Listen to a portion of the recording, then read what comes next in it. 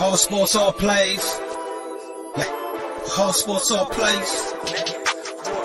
All sports, all plays. 365, we making up plays. We talking the game, get you to the days. We're high in the court, the dime in the lane. Variety topics, living the same. All presentation, sports information. Hitting the airways, taking the nation. All sport, all plays, they working your faces. Grace at the field, so tie the laces. All sports, all plays.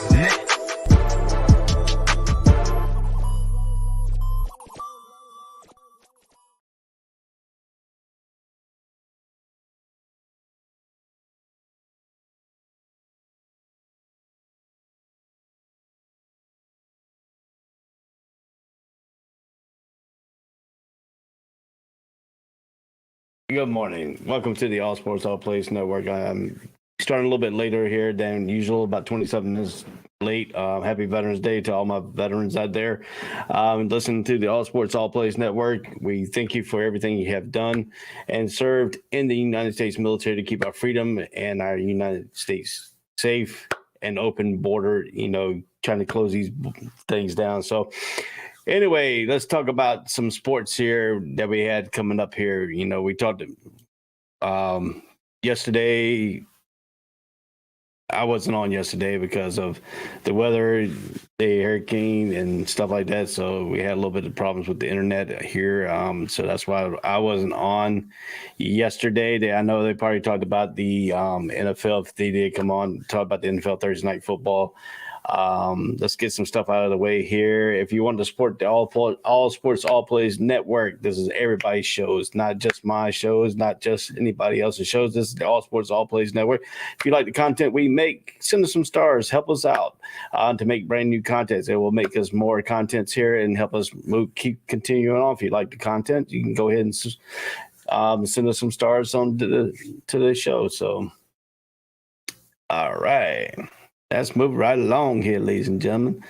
Welcome to the All Sports All Plays. I am your host, Ray Cruz. Craig could not be here today, so I am stepping in today. Usually Mondays and Fridays I'm not on the show since the Uber, but the weather here is so nasty right now. I couldn't go out the Uber this morning, so I am here alone doing the show. Might have some friends pop up here later on here. So, but we're going to continue right along. We're going to continue this great show here on the All Sports All Plays Network.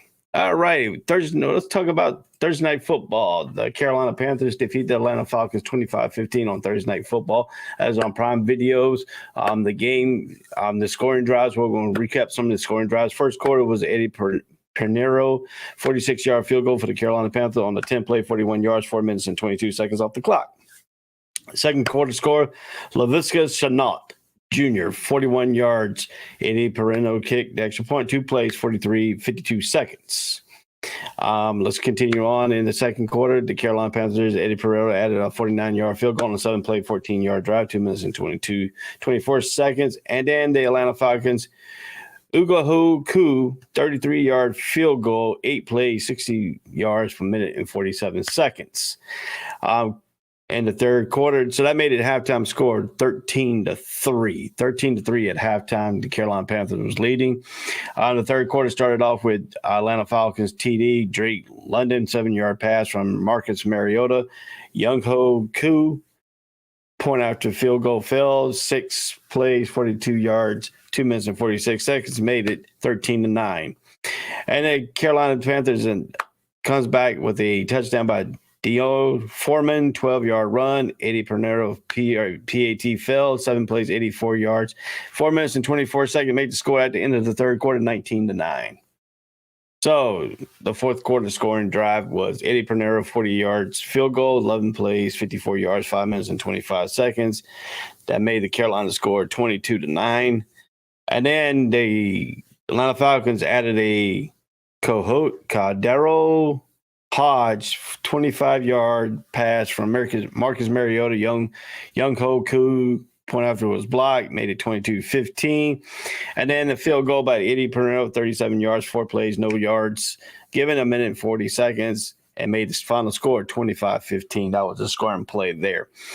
on this ball game here. If you want to look at some of the stats here, Atlanta Marcus Mariota went 19 for 30 for 186 yards, 2 touchdowns, 1 interceptions. Carolina P. Walker went 10 for 16, 108 yards, no touchdowns, no interceptions. The leading rushers on the night was for the Atlanta Falcons, Marcus Mariota, 3 carries, 43 yards. And then D. Foreman, 31 carries, 130 yards, 1 touchdowns. And the leading receiver for Atlanta was D. Bird, 3 receptions, 58 yards. And then Carolina was T. Marshall Jr., 1 reception for 43 yards. So if you look at the team stats, you want to look at something here. The Atlanta Falcons total yards was 291 to Carolina's 333. Atlanta Falcons had 1 turnover. Time of possession was favor of the Carolina Panthers, 34-12 to 25-48 for Atlanta. And Atlanta got more first downs with 20 first downs to 18. And if you want to look at some of the view stats here, what you'll want to look at here is first downs, 20 to 18. Third down efficiency was 6 for 15 by the Carolina Panthers, 3-11 by the Atlanta Falcons, and 0 for 2, and Carolina did not try fourth down. 0 for 2 for the Atlanta Falcons on fourth down. Total plays was 60 plays for the Falcons to 64 plays for the Carolina Panthers. Total yards was Carolina 333 to 291. Like I said before, total drives, Atlanta had 12 total drives to Carolina's 11. Yards per play was 4.8 to 5.2. And then if you're going to continue the passing, it was 153 yards by the Falcons, 101 by the Carolina Panthers. Completion was 19 out of 30, 4.4 yards per pass, 1 interception, 5 for 33 yards for sacks. For the Atlanta Falcons, you want to break that. That's breaking down that 291. If you want to break down the Carolina's 333, Carolina was 10 for 16, 101 yards, 5.9. 0 interception, 1 sack for 7 yards. And if you want to break down the rushing, 138 to 232 by the Carolina, 138 by the Atlanta Falcons, 232 by the Carolina. You want to break that down. 25 rushes, 5.5 yards. And if you want to break that other one down for Carolina, it was 47 attempts, 4.9 yards for 232 yards. Red zone. Both teams was 50% at red zone, so the red zone was even. Penalties, 4 penalties for the Atlanta Falcons for 37 yards, 10 penalties for 89 yards for Carolina. Carolina lost the penalties, but they won the game. And then turnovers, Carolina won the turnover battle. Atlanta had 1 turnover, Carolina had 0. The 1 turnover was an interception. And then your time of possession, Carolina won that 34-12 to 25-48. So that was your breakdown of the football game here. Let's take a little bit of a recap here. Carolina, Walker at the starting quarterback. Carolina's now 3-7. Falcons are now 4-6. And this division is starting to come up a little bit here on the thing. Let's go to the NFL. Let's go to the standings right here. I'm gonna bring that up for you. Give me a second. And we're going to go to the standings here in the NFC South. NFC South is very interesting. The Tampa Bay Buccaneers lead the NFC South 4 wins to 5 losses. Falcons come in at 4-6. New Orleans come in 3-6. Carolina Panthers comes in 3-7. 2 games out of first for the Carolina Panthers. So if that continues looking like that, Tampa Bay could win this division here. But Falcons now are in second place, half a game ahead of the New Orleans Saints and a game ahead of the Carolina Panthers. So we're going to continue on a little bit of a recap of this Thursday night football game here on the All Sports All Place Network. We're going to continue on here, and let's go to this thing here. Former Carrier won 31 times for 130 yards and a touchdown. Laviska Shenault added a 41-yard burst to the end zone, and the Panthers beat the Falcons 25-15. It was a rainy night on Thursday Night Football. Of course, the weather here on the East Coast was kind of torrential. You probably got the out of band of the Nicole hurricane, tropical storm / hurricane that came on the coast of Florida and moving up towards the north up to Charlotte. So the out of band rains, they probably got that last night. So it made it a very messy day. You can continue on the grind, continue on to pound it, said Foreman, who has 301 yards game since Christian McCaffrey was traded to San Francisco. That's what I want to do. I want the ball in my hands. That was a quote from Foreman last night after the game. Marcus Mariota finished on 19 out of 30, 186 yards, 2 touchdowns, but was sacked 5 times and intercepted once. Atlanta fell 4-6, leaving Tom Brady and the Tampa Bay Buccaneers 4-5 along atop the NFC South. The Bucs play Sunday against the Seattle Seahawks in Germany. Carolina improves to 2.5 since Coach Matt Rhodes was fired and replaced on the interim basis by Steve Wilks. 4 days earlier, the Panthers were blown out 42-21 at Cincinnati after falling behind 35-0 at halftime. Wilks continued on to say that this is a quote from Wilks, the head coach of the Carolina Panthers. I'm extremely proud of the men in the locker room and how we bounced back. Foreman, who ran for 118 yards, 3 touchdowns in the last meeting on October 30th in Atlanta, capped off a crucial 7-play, 84 yards with a 12-yard touchdown run right off the tackle to give Carolina a 19-9 lead with 1:51 left in the third quarter. The Falcons cut the Carolina lead 22-15 when Mariota found a wide-open Kahia Darrell Hodge for 25-yard touchdown with 3 minutes and 1 second left in the game after the Panthers botched a coverage assignment. Young-Ho Koo, who had made 71 straight extra points, missed his second PAT of the game to keep the margin at 7. And then we know what's going on. Chenault gave Carolina a 10-0 lead in the second quarter.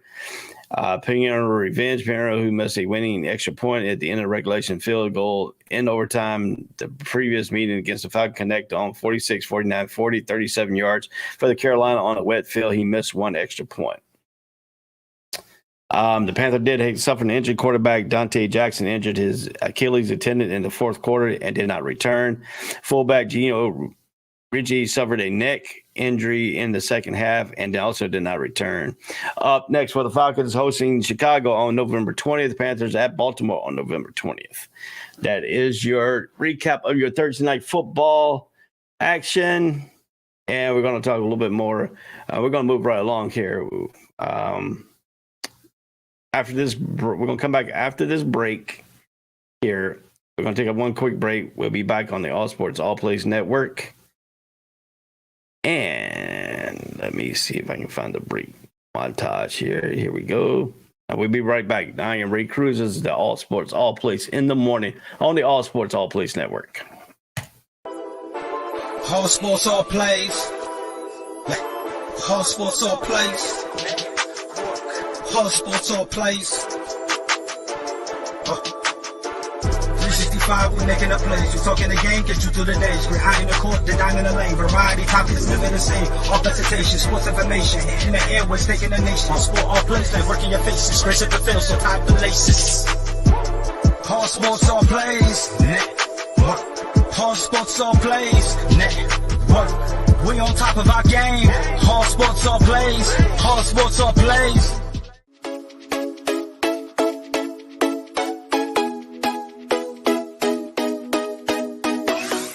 What did you say? I said Kobe Bean Bryant has been overrated ever since he passed away. Now, I'd say they could lose about 4, but I don't see them losing 5. You know what I mean? All Sports All Plays. All Sports All Plays. All Sports All Plays.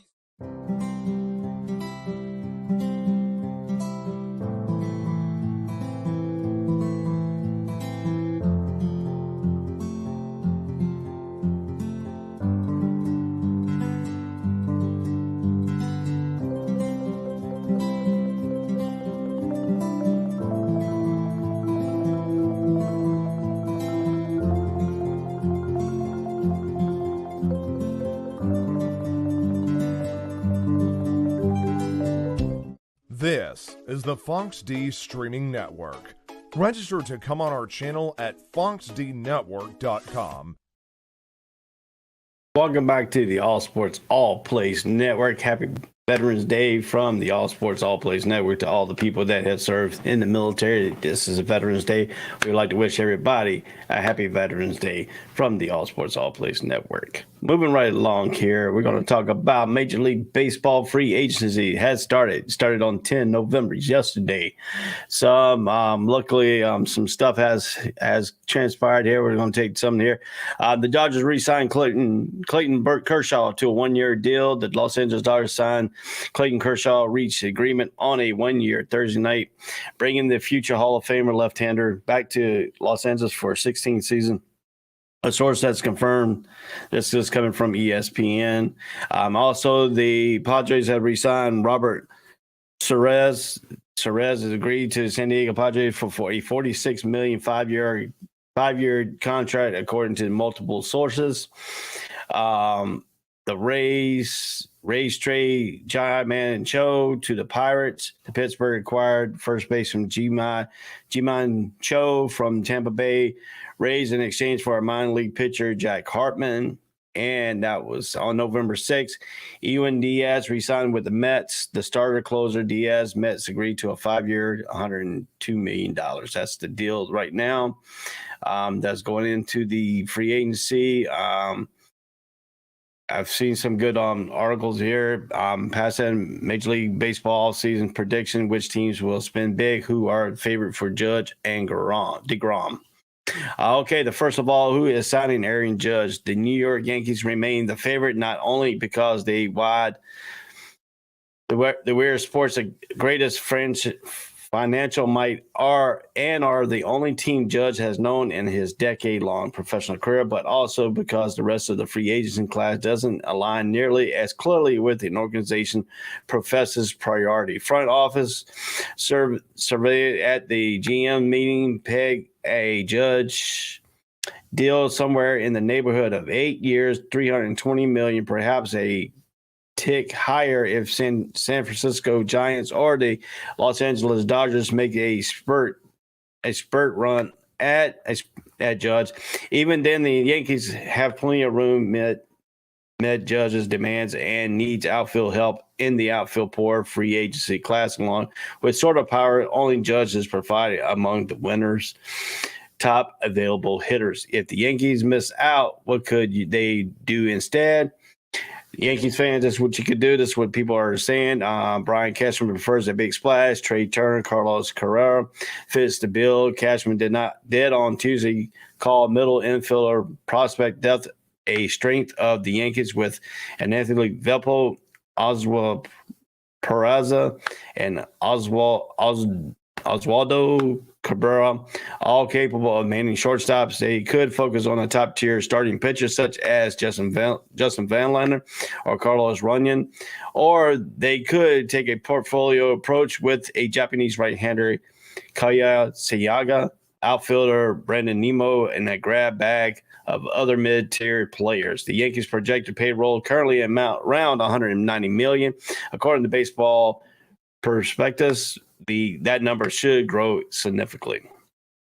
If you really want to know about Jacob deGrom, any thoughts on conjecture that deGrom will suffer from a limited market seems foolhardy. The best pitcher in the world will have a plenty of suitors beyond the New York Mets, with whom he has spent a dozen years since being drafted. The Texas Rangers are the most obvious choice with their departure needed for pitching and willing to spend. The Dodgers make sense even if they re-sign Curtin Clayshaw's, which they did re-sign Curtin Clayshaw, and bring back Tyler Anderson on a qualified offer.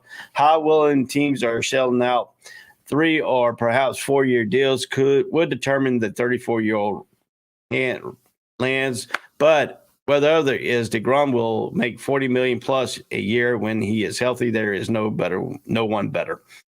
Speaking of the Mets, what does the Ewan Diaz splash say about their offseason? The Mets are in a tricky spot. If you're a Mets fan, you're on one hand, it makes sense to run back as much of their 101 team as they can. On the other hand, their payroll is already projected at more than $210 million. And without DeGrom, Nemo, and Chris Baskett, all of whom are free agents, should make upward of $70 million a year combined. What does Matt owner Steve Collins certainly is afraid to spend, and that's just a matter of time before their payroll exceeds $300 million. The Mets, one source familiar with the team plan, says, quote, are going to be one of the biggest spenders with this winter, and a 5-year, $102 million deal to hold onto. Their prize closer was just being a spree. They hope they can move them beyond the wild card round after crushing loss to the San Diego Padres. We know Clayton Kershaw has re-signed with the Dodgers. Justin Verlander is out on the free agent from the Houston Astros, World Series champions. What's going to do the soon-to-be the 40-year-old Verlander, on the other hand, coming off a likely Cy Young award-winning season, has every right to ask for an annual salary that starts with a 4. The Astros certainly can afford it, particularly with a payroll that plummets following the 2024 season when Alex Bergman and Jose Altuve, who will make a combined of $59.7 million each of the next 2 years, reached free agency. There are other options, though. The Toronto Blue Jays almost signed Verlander last winter and would be wise to take another crack. The Yankees would look a whole lot better with Verlander joining former teammate Garrett Cole atop of their rotation. The Boston Red Sox have money and desperately need starting pitchers. The Rangers make sense for Verlander, though. Questions about their ability to win now could dampen his interest. The size of his market may not be overwhelming, but it is bound to be strong. What does the Dodgers do here? Are the Dodgers likely to change their approach at all after another October exit?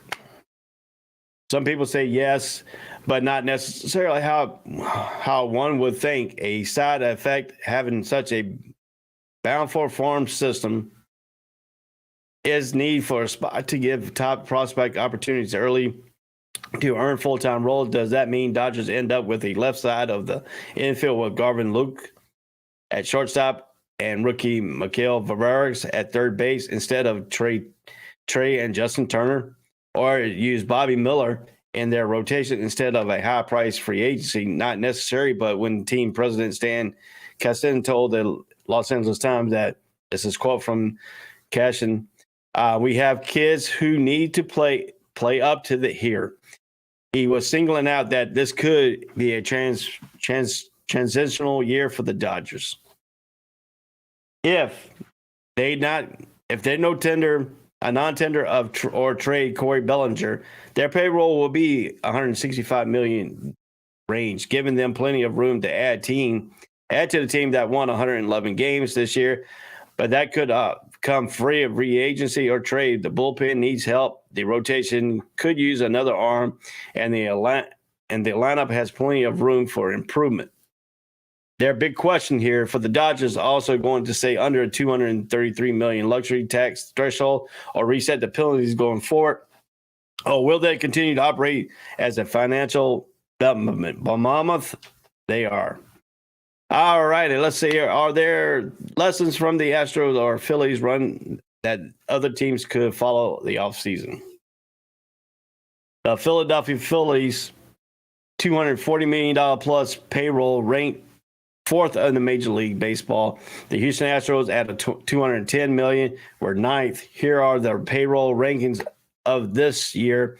12 postseason teams: 1st, 2nd, 3rd, 4th, 5th, 6th, 8th, 9th, 10th, 15th, 21st, 23rd, 27th. The 4 teams in the league championship series were 3rd, 4th, 6th, and 9th. So it is frustrating reality with fans of lower revenue teams must grab. Yes, teams like Tampa Bay Rays, 23rd, or the Cleveland Guardians at 27th can succeed. But it's simply a fact that payroll and success correlate relatively strongly and much as more as much as one might try to lessons from the teams in the World Series, from the Astros, it development well, and from the Phillies is get stars. Nothing novel will reveal itself this October. So, which teams are most likely to go really big in this winter? We already mentioned New York Mets said they were going. Los Angeles Dodgers, New York Yankees, San Francisco Giants, the Texas Rangers, Philadelphia Phillies, Seattle Mariners, Chicago Cubs, St. Louis Cardinals, Minnesota Twins, and Baltimore Orioles. Which positions are the deepest in free agency? With Turner Carrera, Alexander Bogart, and Dansby Swanson available, the shortstop list is elite.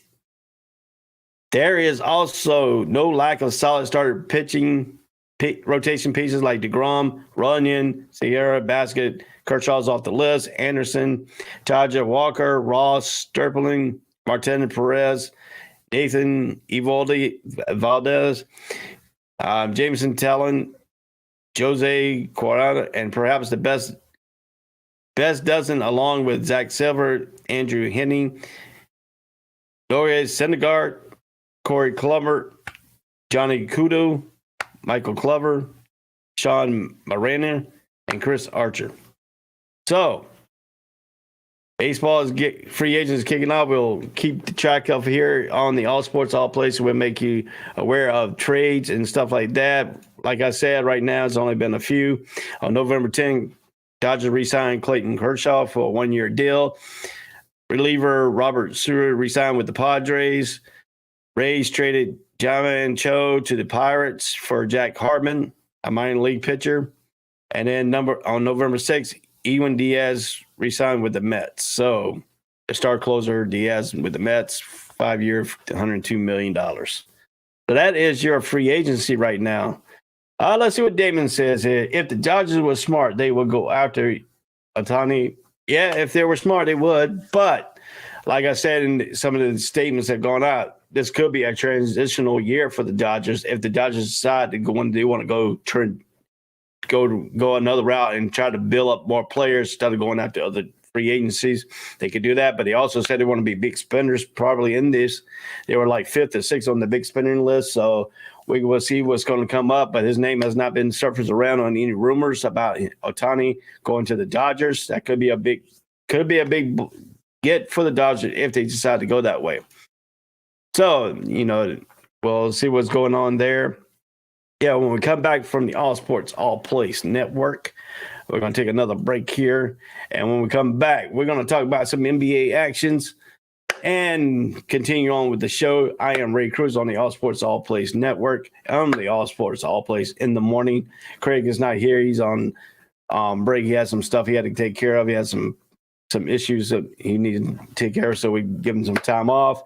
But once again, happy Veterans Day to everybody who has served.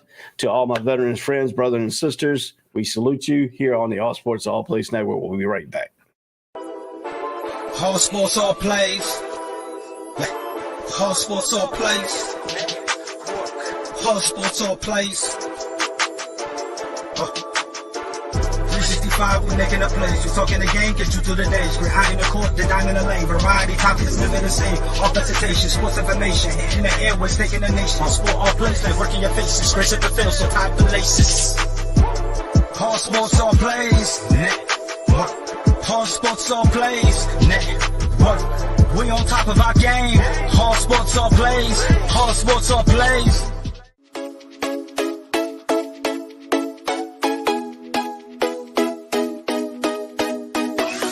What did you say? I said Kobe Bean Bryant has been overrated ever since he passed away. Now, I'd say they could lose about 4, but I don't see them losing 5. You know what I mean? All sports, all plays. All sports, all plays. All sports, all plays.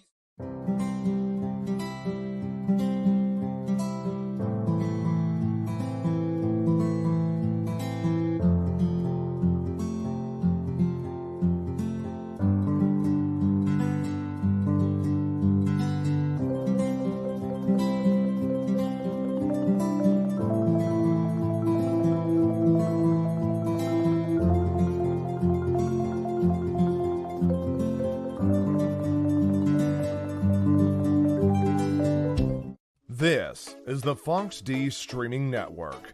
Register to come on our channel at foxdnetwork.com. Welcome back to the All Sports All Plays in the Morning on All Sports All Plays Network. Happy Veterans Day to all the people that serve from the All Sports All Plays Network. We're going to continue that on throughout the show. We'll talk about some Navy stories probably a little bit later on in the show here. Give some of the veterans some inside look of my Navy career a little bit here. But we're going to continue right along here. We're going to move right along to NBA top headlines this morning. So, what can we talk about this morning here? Adam Silver said he has no doubt that Brooklyn Nets star Kyrie Irving is not anti-Semitic after the two had what the NBA Commission called, this is quote, a direct and candid conversation early this week at the league's headquarters in New York. Silver, who is Jewish, discussed Irving in an interview with the New York Times on Thursday, 2 weeks after the Nets guard made a controversial post that includes an Amazon link to a film containing anti-Semitic ideas. The interview occurred after Silver spoke at the Sports Business Journal Dealmakers Conference in Washington, D.C. Irving post received a massive backlash, with the Nets ultimately suspending him for at least 5 games. And Nike co-owner Phil Knight has announced on Thursday that the shoe company relationship with Irving is likely served for good, which is he's not going to be with the Nike deal anymore. I think they're getting letting him go. Bye-bye. He's someone that I've known for decades, and I never heard an anti-Semitic word from him or frankly hate directly at any group, Silver told the Times. Silver added, quote from Silver, whether or not he is anti-Semitic is not relevant to the damage caused by the posting hateful content. Silver also nods to the Times that the criticism the league and the Nets received for disciplining Irving faster may be fair. Irving was suspended by the Nets on November 3rd, 1 week after he posted his tweet after he failed to formally apologize during a news conference early in the day. Irving issued an apology in an Instagram post later that night. Silver went on to state and said, I feel that we got to the right outcome here in terms of his suspension, Silver told the Times. He also went on and said, and in retrospect, we have been able to get there faster. I appreciate that criticism, but I feel it was more important to understand the content in which it was posted, to understand that discipline was appropriate, not in any way to excuse it, but to understand what discipline was appropriate. Silver all went on and said the league wants to do a bit of work, research, understand Irving posts before deciding how to proceed, but that includes Silver himself watching the film, he said. But he also stated that once we did that investigation, it was clear to me that this was intent hate speech, and we, together with the Brooklyn Nets, did respond, Silver told the Times. At the conference in Washington, Silver and said the Amazon bore some of the responsibility for hosting the anti-Semitic film on his site. I think Amazon has to make a decision as well. Silver said he added, my first instinct wasn't that something to me that is so frequently vile and full of hate speech would be contained within Amazon Prime. Irving has missed 4 games due to his suspension and could be eligible to return Sunday against the Los Angeles Lakers, though it's unclear when the Nets will reinstate him. So that's a little bit on Irving's situation there. Got you a little bit on that front there. Also, LeBron James did suffer a tear of his groin late in the Los Angeles Lakers loss to the Los Angeles Clippers on Wednesday night. An MRI revealed Thursday. The Lakers coach Darvin Ham said that James is day-to-day going forward, but the team has officially listed him as out for Friday's game against the Sacramento Kings due to the left adductor strain. It's not a tear. It's not tore. That's the biggest thing. But that it didn't tear anything, Ham said. Ham went on and said it was good news. I'm sure it's painful, doubtful, day to day, whatever. I'm just happy there wasn't any torn. As difficult as the start of the season has been for the 2-9 Lakers, there is a bit of silver lining when it comes to the timing of James' injury. The Lakers play at home Friday against the Kings, Sunday against the Brooklyn Nets, and then don't play another game until Friday, November 18th against the Detroit Pistons. James could take 8 days off to rehabilitate his injury and miss only 2 games in the process.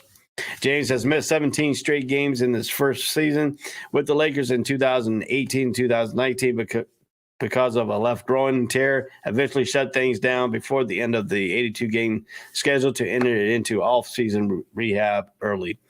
James told reporter Wednesday night his current discomfort is not as bad as what it through 4 years ago. Ham presents an optimistic front despite the latest challenge for the face of his team. Ham went on to say people get caught up in just wanting to be mean because you're having a little splurge on your dropping a few games, Ham said, but I'm not built like that. I'm not wired like that. My thing is look at the positive, look at the negatives and what went wrong and how we can correct it. What we went right, how can we sustain it and put it out there just in a manner of us trying to get better as a team, a business-like manner. He also stated that all the emotional and fake rah-rah stuff, ha-ha, we don't do that. We just keep it real, keep it straight, and try to get better every day. James was wearing a sleeve on his left leg and down in slippers on the practice floor when reporters were allowed in of Thursday's practice. He declined to speak to the media. So, some Instagram posts from LeBron James at King James. I told you guys that I don't believe in sharing hurtful information, and I'll continue to be that way. But Kyrie apologized, and he should be able to play. That's what I think. It is simple, helps him learn, but he should be playing. What he's asked to do to get back on the floor, I think, is excessive. IMO. He's not the person that's being portrayed of here. Anyways, back to my rehab session. That's from LeBron James's at King James Instagram post there. The Nets has outlined a series of requirements Irving must fulfill before his suspension is lifted, implying that the suspension could last beyond 5 games until he completes them. Last week, James condemned Irving's decision to share the documentary. He's caused some harm at things. It's unfortunate, James said, but I don't stand on the position of harm people when it comes to your voice or your platform or anything. So it doesn't matter what color your skin is, how tall you are, what position you're in. If you're promoting or soliciting or saying harmful things into any community that harms people, then I don't respect it. I don't condone it. The Lakers host Brooklyn on Sunday, the first game on the Nets schedule after the 5-game suspension period for Irving will have passed. So that's a little bit of that news around about LeBron James's injury. We already talked about Nikes and stuff. The Grizzlies, Desmond Bane fined $15,000 for kicking the ball into the stands. The NBA Memphis Grizzlies and Desmond Bane $15,000 on Thursday for kicking the ball into the stands. Joe Dumars, the league executive vice president and head of basketball operations, announced the fine. Bane kicked the ball into the stands with 54.7 seconds left in the fourth quarter as of the Grizzlies 109-106 lost to Boston on Monday at the FedEx Forum in Memphis. The 30th pick in the 2020 draft, ranked 16th in the NBA in scoring, and is tied for second for the most three-pointers made with 43 this season. So that's what we're going around the league. We're going around the news here. Top thing. All right, the Brooklyn Nets coach Jacques Vaughn tries to maintain a positive attitude in any situation which he finds himself in. Demeanor his players have responded to him in the short term and seems to be building on a wake of a 112-85 demolition of the New York Knicks on Wednesday night. Several players had various team personal members seem genuinely happy that Vaughn, who has been an assistant coach for 7 seasons, has had his interim title removed and was officially named full-time coach Wednesday. I am excited for him. Nets star Kevin Durant said after registering a triple-double with 29 points, 12 rebounds, 12 assists, and a win. I know the work that we put in every day. I know how much he cares about the development and each player and his team as a whole. Look forward to playing for him. All the guys have responded to how he wanted us to play. So I'm looking forward to how we progress after this. So he also mentioned that Vaughn's high IQ that knows the game. The Nets, meanwhile, are hopefully that the good vibes they created under Vaughn will continue in the future. So good job by Vaughn. Jacob Vaughn is now the head coach of the Brooklyn Nets. The interim has been replaced. They named him the head coach. Timberwolves bottom out as D'Angelo Russell doesn't check in.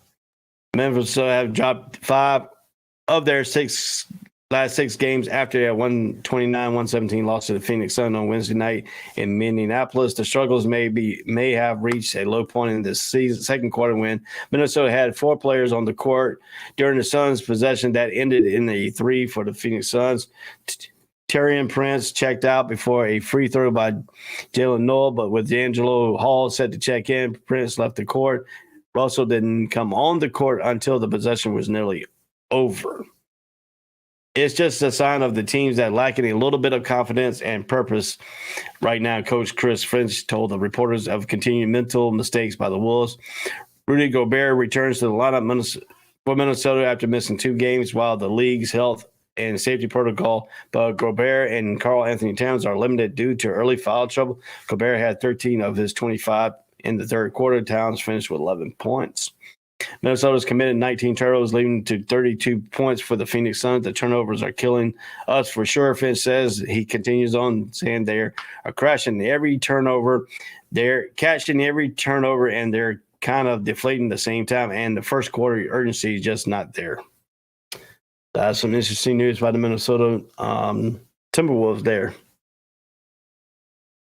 Let's see here as a Phoenix Suns, Cameron Johnson's out for 1 to 2 months after surgery. Phoenix Suns forward Cameron Johnson had surgery Tuesday that removed part of the meniscus in his right knee, a procedure that should allow him to return in 1 to 2 months, source told ESPN. It was unclear until the operation whether Johnson would need more extensive repair that could have ended his season. Johnson had similar surgery in his left knee during his senior season at North Carolina in 2017 and returned in 5 weeks. Johnson suffered an injury last week in the game against the Portland Trail Blazers, disturbing the strong start to the season. He was averaging a career high 13 points per game and shooting 43% from 3-pointers after entering the starting lineup this year. The timeline is not welcome news for the Suns, who are within at 4 with the veteran Jay Crowder away from the team until a trade can be worked out. Despite Johnson's injury, there is no change to the situation with Crowder, and there is no plan for him to return to the team, source says. But Johnson's a defense, shooting paralysis, and the Suns are able to come to terms on a contract extension, and he will become a restricted free agent next summer. So, interesting news around the league there, around the NBA so far today. Let's take a look at some of the scores in the NBA here. Let's go do some NBA last night action. Okay, Thursday night NBA, we saw about 4 games in action. The Charlotte Hornets lost in overtime to the Miami Heat, 117-112. The Dallas Mavericks lose to the Washington Wizards, 113-105. The 76ers lose to the Atlanta Hawks, 104-95. Trailblazers beat the Pelicans, 106-95. There. And you want to check the standings here? Let's do some standing watches. Let's do some standing watches here. All right, in the Eastern Conference, Milwaukee's 10-1.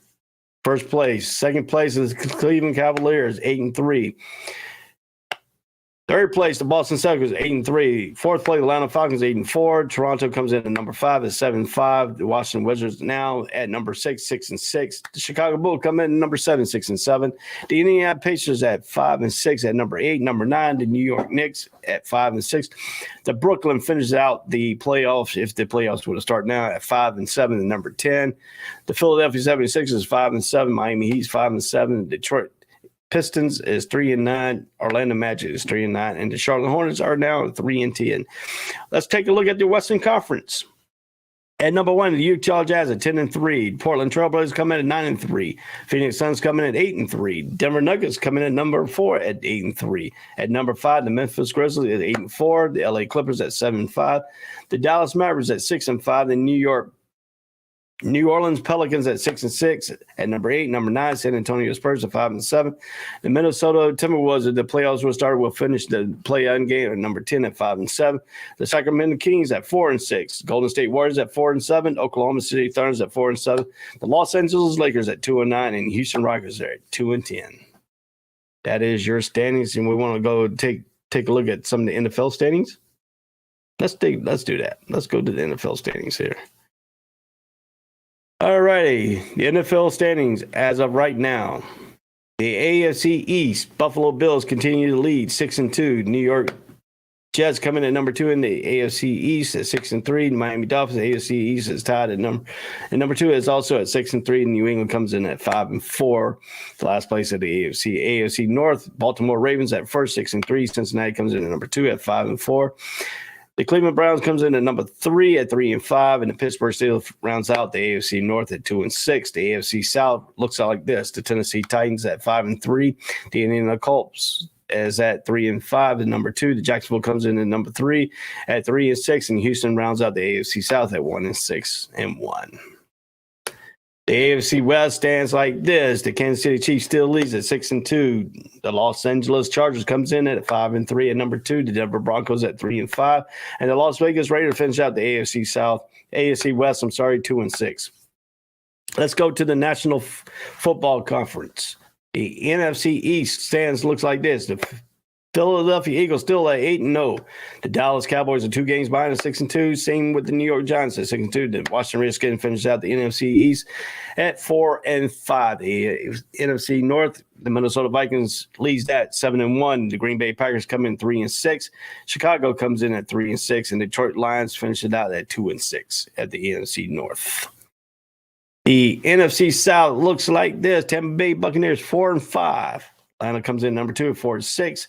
New Orleans Saints a half a game behind, 3-6, and the Carolina Panthers rounds out the NFC South at 3-7. The NFC West stands like this: the surprising Seattle Seahawks at 6-3, and first place San Francisco 49ers at 4-4. The Los Angeles Rams, the defending Super Bowl, is at 3 champions at 3-5. The Arizona Cardinals rounds out the NFC West at 3-6. That is your league here. How about let's go a little bit. Let's see what the NHL is doing around here. We know we got some NHL fans here. Let's take a look at last night's scoring here. Last night action here on Thursday, November 10th. Last night's action. The Carolina Hurricanes beat the Oilers 7-2. The Boston Bruins and the Calgary Flames. Boston Bruins won 3-1 over the Calgary Flames. The Golden Knights beat the Sabres 7-4. And Philadelphia, the Blue Jackets, 5 and over the Flyers 5-2. The Rangers over the Red Wings 8-2. And final in overtime, the Devils over the Senators 4-3. And final, the Coyotes over the Islanders 2-0. Final, Blues over the Sharks 5-3. The Avalanche over the Predators 5-3. This game went in overtime. The Kings over the Blackhawks 2-1. And we want to check out the standings of the NHL. We're going to do that right now. The Atlantic Division, the Boston Bruins 14-12. Florida Panthers is the Boston Bruins 12-2. Florida Panthers 8-5. Toronto Maple Leafs are 7-4. Detroit Red Wings at 7-4. Tampa Bay Lightning at 7-5. The Montreal Canadiens at 7-6. The Buffalo Sabres at 7-7. Ottawa Senators are 4-8 to finish out the Atlantic Division. The Metropolitan Division. The New Jersey Devils is 11-3. The Carolina Hurricanes are 9-4. The New York Islanders 9-6. The New York Rangers 7-5. The Philadelphia Flyers are 7-4. The Washington Capitals are 6-7. The Pittsburgh Penguins are 5-6, and the Columbus Blue Jackets rounds it out. The Metropolitan Division at 4-9. That's your Atlantic Division. Your Western. That's your Eastern Conference. This is your Western Conference, the Central Division. The Winnipeg Jets are 8-3. The Dallas Stars 8-4. The Colorado Avalanche is 7-4. The Arizona Coyotes are 6-6. The Minnesota Wild 6-6. The Chicago Blackhawks are 5-5. The Nashville Predators are 5-8, and the St. Louis Blues come in at 4-8 and rounds out the Central Division. The Pacific Division, the Vegas Golden Knights are 13-2. The Los Angeles Kings are 9-6. The Seattle Kraken are 8-4. The Edmonton Oilers are 8-7. The Calgary Flames are 5-6. The Vancouver Canucks are 4-7. The Anaheim Ducks are 4-9, and San Jose Sharks are 3-9. That rounds out your Western Conference of the NHL. That is your NHL standings there. So we got that. Got some of that going here. Let's take a look at some of this stuff here in these games here. Let's take the NHL Power Rankings. We have not done the NHL Power Rankings. Let's go with some NHL Power Rankings. Coming in at number 1 is the Vegas Golden Knights, previous ranked number 2. Number 2 comes in the Boston Bruins, who was previously ranked number 1. The New Jersey Devils are coming in at number 3, the Dallas Stars at number 4, the Carolina Hurricanes at number 5. Number 6 is Winnipeg Jets. Number 7, the New York Islanders. Number 8, Seattle Kraken. Number 9, the Colorado Avalanche. Number 10, the Florida Panthers. Number 11, the Tampa Bay Lightning. At number 12, the Toronto Maple Leafs. Number 13, the Philadelphia Flyers. Number 14, the Los Angeles Kings. Number 15, the New York Rangers. At number 16 in the power rankings, the Detroit Red Wings. At number 17, the Edmonton Oilers. At number 18, the Calgary Flames. Number 19, the Buffalo Sabres. Number 20, the Minnesota Wild. At 21, the Pittsburgh Penguins. At number 22, the Washington Capitals that are in. At number 23, the Montreal Canadiens. At number 24, the Chicago Blackhawks. At number 25, the Nashville Predators. At 26, the Vancouver Canucks. The San Jose Sharks at number 27. Number 28 is the Arizona Coyotes. The Ottawa Senators coming in at number 29. Number 30, St. Louis Blue Jays. I'm sorry, the St. Louis Blues. And number 31, the Columbus Blue Jackets. And number 32, finishing out the power rankings, the Anaheim Ducks at number 32.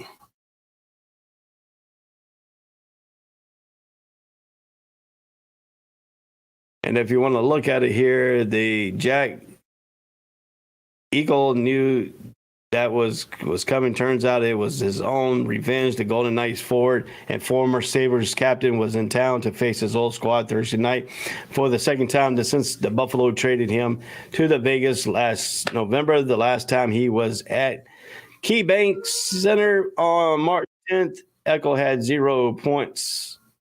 In Vegas, 3-1 loss while facing a barrage of consistent evident boos. And let me bring my boy on here. Let's bring on Pride. What's up, Mark? Good morning, Pride. First and foremost, you stallion, you Giga Chad, the man I strive to be, the man that if I can live my life half the man you are, Ray, I've done great. Happy Veterans Day. Thank you, man. So much, my boy. We appreciate you. We love you. Shout out to that boy. Man. I salute you, man. Thank you very much. So yes, how you been doing today, man? Good. So I didn't go to work today because this is what sucks about living or working in a different school district than your kids. I was supposed to go to work, but my kids don't have school today because the other district, they celebrate Veterans Day the week before. It's a weird thing. Yeah, they celebrate it a week before. And then they have this potluck. Like, I didn't know this until I asked yesterday. They have this big potluck where, like, they actually get Navy, like Navy, Army, Marine, basically all veterans. they bring them to the school and they have like a potluck and then they do like a whole thing for them. Wow. So I was like, that's cool and all, but like that kind of throws me off because now I don't know dates, you know? So True. so I woke up, I gave the kids breakfast, we went back to bed, and now here we are. Because like I woke up to my daughter hitting me in the face with a tablet. I guess her tablet died, so I had to switch them out. So parenthood, you love to see it. Oh yeah, that is good. Parenthood is good. My kids. Well, my kids are now functional by themselves, so they go downstairs, they do whatever they want to downstairs. They play Xbox, so you know they have the day off. So Yeah, they all love it. They all love it. oh yeah, electronics. Right. But yeah. So what's your take on the NBA so far? It's so. This is one I actually wanted to get off my chest, and actually I haven't talked about it. The Golden State Warriors. Okay. This is for me like it's funny. I think Golden State should have expected to go kind of, have a little slow moment because you got James Wiseman, who hasn't played basketball in 18 months. It's been a while since he's played. So he's gotta get back in shape. I'm not gonna make the joke that Draymond knocked the basketball talent out of Jordan Poole. I'm not gonna go that route. That's very inappropriate. I'm not gonna make that joke. But I will say this about that.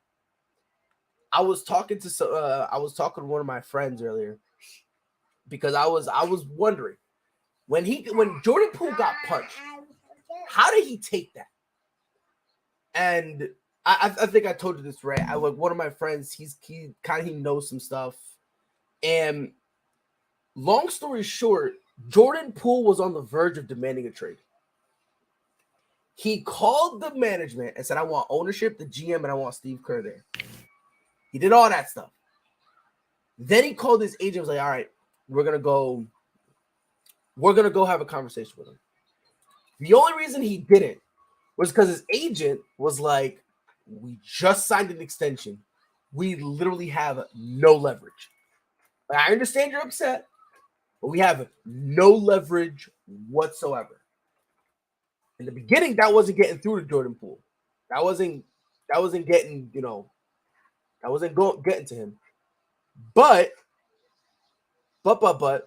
after both of his agents were trying to tell him that, they went to his people, and his people were telling him, "Look, we understand you're upset and you're mad. In 2-3 years, Draymond won't be on the team. Who knows about Clay? Because Clay ain't looking so good right now. And then, maybe the only other person you really got to worry about being there is Steph. But Steph was he when he was healthy, rode the bench for you.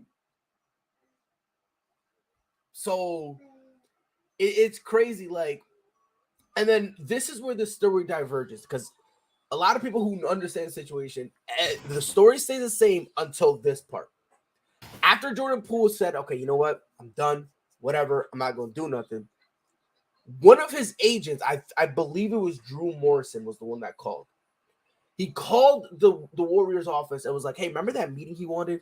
It's off the tape. He doesn't want it anymore." This is where the story diverges because when Golden State asked him, Drew told him he wanted a trade because he was upset. The two versions of the story is that Golden State either said, "Okay, if he wants it, we have no problem giving it to him," or they said, let's hold hands, sing Kumbaya, and we can patch this bridge. The story is always different from that point on. The story is all the same, with Jordan Poole getting upset, demanding a trade, his agents talking him off the cliff, then his people had to come in and tell him, "Relax, breathe, give it a few years, and he won't be there no more." The story is the same until it's the response from Golden State from when his agent called and said, "This is what we he wanted a trade." So it's going to be very interesting. Give it for about 3 months. Word. I'm very curious to see what happens with this whole Jordan Poole situation because if he keeps playing like doo-doo, Golden State may want to cut ties with him because it's a 4-year, $140 million deal. They're not going to want to pay him that money if he's playing like doo-doo in the butt. If he's playing like me, he ain't going to want it. So It's gonna be if I had to take a guess on which story is true, I would say Golden State was like, "Hey, we get it. It was a tough situation. Let's hold hands, sing kumbaya, and let's repair this." I don't think we've never really seen Golden State in this era, and they've had Steph and Draymond and Clay, and I'll even throw KD in there because he was there during some of their successful times. We've never seen the front office act like dickheads. We've never seen that before. They usually like the worst thing they did was make jokes at KD for joining. If that's the worst thing you did, you're a pretty tame organization. So I don't think that they went out and was like, "Oh yeah, if you want out, we'll kick you out."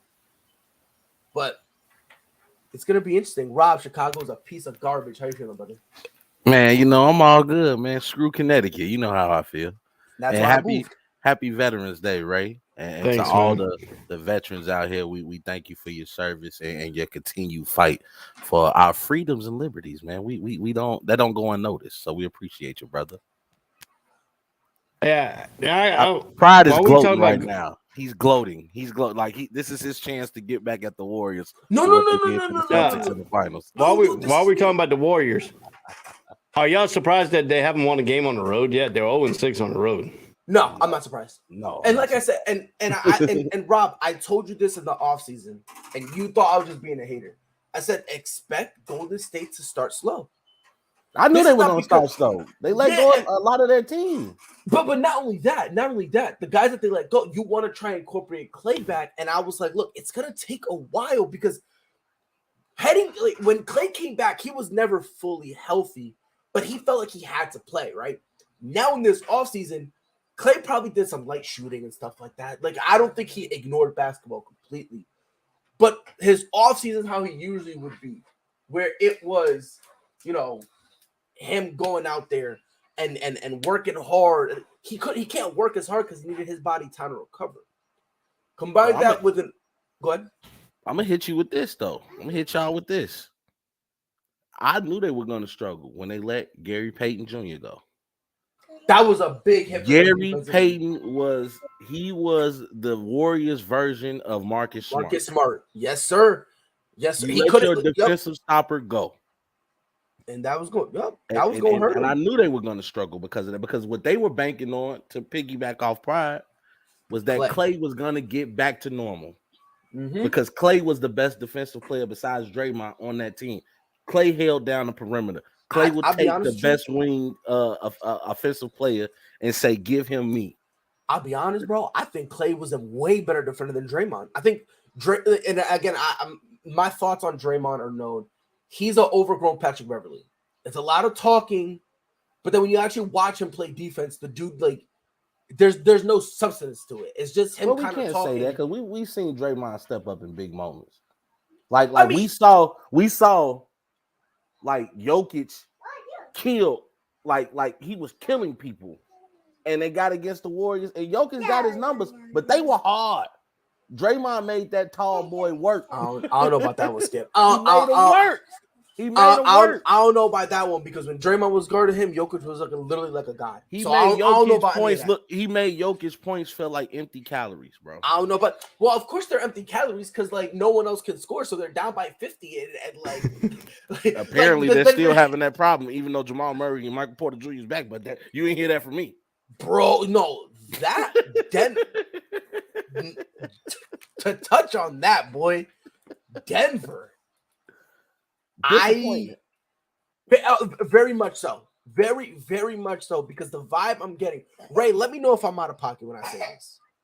The vibe I get, even though they're 8-3, I give them credit for being 8-3. Don't get it twisted.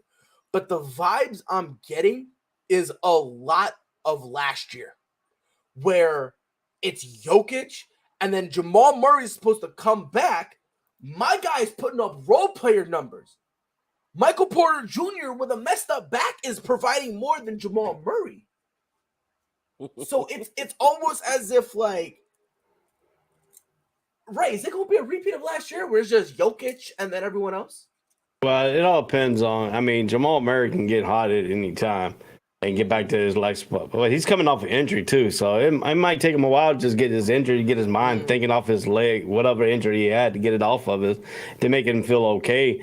I mean, some people are gun shy when they come back. When they come back off injury, they don't want to risk injuring again and try to miss out all the things. So I think he's playing cautious right now, and I don't think he'll probably pick up after the All-Star break.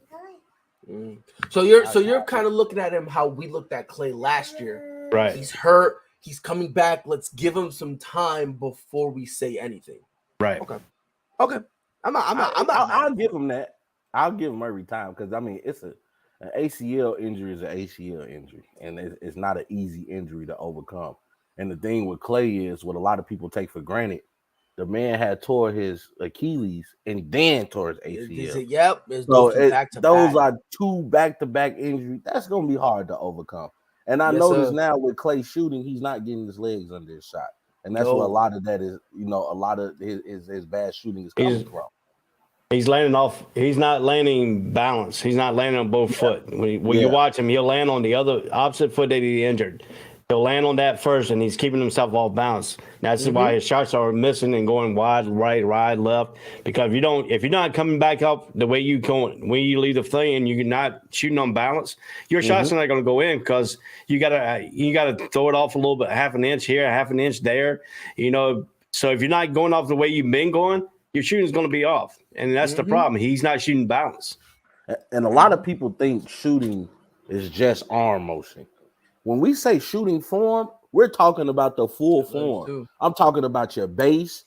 Like everybody can't shoot off base. Some people have to be squared up to shoot the ball. And we noticed even in the past, even if Clay was coming off the screen, he will get himself squared up to the basket. He just got squared up very quickly. But he was square up to the rim and let that ball go. And as Ray was alluding to, if you're not putting your legs under your shot, now you're using more arm strength where you're not getting that flick of the wrist that you need to make that shot pretty. But we know what Clay is capable of. I had this argument last night with my friends, a little shameless plug, celebrated 2 years of Rob's 2 cents yesterday. When I started this journey talking sports. So, my boys came over and celebrated with me. I appreciate them. Appreciate y'all too. Appreciate ASAP for bringing me on board this beautiful train ride as we shooting to the top, baby. But, we was arguing last night, and I was telling them, don't ever diminish what Clay has done. We saw this man score 60 points in 3 quarters off 8 dribbles. I was about to say. That's how deadly that man was. So he can get back to that. It's going to be a matter of time. It's going to be a matter of confidence, as Ray alluded to, of being able to know that my leg won't give way, that I have full support of my body. And when you tear ACL, you tear Achilles, you're going to have the fear of God every time you leave off your feet. Yes, sir. Can you put up that question again by Damian? He said, question, do y'all think Russ deserves to get his respect back since he's playing great this season, even though the Lakers suck? I'm going to say this. Is he playing great? No. He's not playing great. However, I will say he is playing better, and I will give him props in this aspect. Defensively, he's throwing himself out there. Yeah. Before it was like, I don't care about the defensively now. He's like, look, listen, if I can't do nothing offensively, defensively, I'm doing something. I'm reminding y'all why I got drafted. I'm reminding you my UCLA day. Because people forget, when he first came in the league, he was known as a ball stopper. People forget that. Before he turned into what he is, that triple-double machine people love to remember from OKC. I will give him credit for that. But also, I do think it's time. And Rob, you know how hard I've been harping, Ray, you too, how I've been harping on how bad Russ is. Do they need to trade him? They still do. But I think at some point, you're going to have to look at Anthony Davis. You got to. At some point, you got to look at him now. I'm looking at AD now. No. I'm not talking about giving him blame. I'm talking about looking at him and saying, we appreciate everything you've done. I know what you're talking about. But you see that rectangular space right there? It's called the door. Take your lanky ass through it. Because it's getting to a point where he is more useful hurt than he is on the court. It's insane. And when he's on the court, he's not He doesn't have a. He's never to me. He's never had a high motor. But he was so skilled. He was so skilled. He was more skilled than everybody. He played defense, you know, and it was a great offensive player. I'm not gonna sugarcoat it. But over the years, as those injuries, I think after he got that ring, bro, and he noticed that his body is not loyal to him. Mm-hmm. He's kind of like, I got mine. I'm top 75. I got a ring. I'm in the Hall of Fame. That's how he's looking at it. That's the vibe I get from AD. And not to get off subject, but it's amazing what happens when you score a couple touchdowns. I just saw Cole Kmet in a commercial. It's amazing what happens when you score a couple touchdowns and you get your name out there. He's like, oh no. Sensational. But look, if you talk about Anthony Davis reminds me of a freaking hybrid player that he's going back to his high school days where he was playing point guard and all this stuff. He's not playing big man basketball. He did not play big man in Kentucky either. He played mostly on the perimeter, playing like a freaking guard, knowing that his height, that he grew so much going from a guard position to a forward position, he never really learned the forward position. And that's the problem what he has right now, because his ankles are not strong enough to hold what he's trying to do with his bigger frame. And that's the problem. He doesn't work out. He doesn't work out in the offseason trying to make himself better. And physical condition wise. I was about to say, to piggyback off of Rob and your point, Ray, I think the main problem right now with Anthony Davis is his body. I think we're at a point now where you can hope for AD to stay healthy. You can hope, but that also is a delusional hope. I think we're at the point where, like, for me, last year was my last dance with Anthony Davis. I was not going, and I did that last dance reference because Ray loves MJ and Rob, of course, your second favorite team is Chicago, so I had to give y'all some love there. But my first favorite team. I like, but like, I know. But like, I genuinely, like, last year I thought if Anthony Davis can't stay healthy this year, there's no more. There's no more, because now we're getting to a point where, like, AD is still in his prime, but plays a older version of basketball than LeBron. Let that sink in one time. Russell Westbrook, who his meniscus is 50 shades of torn because of what happened between him and Patrick Beverly. He plays a faster brand of basketball than Anthony Davis.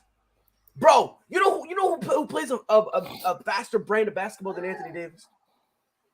The dude who left LA, fumbled his bag, and came crawling back, Dennis Schroeder. Let that sink in one time. I forgot he playing with the Lakers. Imagine, Robert, imagine. I would never go back. I retire. Yeah, I couldn't go back there. I couldn't go back to a team that was about to give me $80 million. I'd be too embarrassed.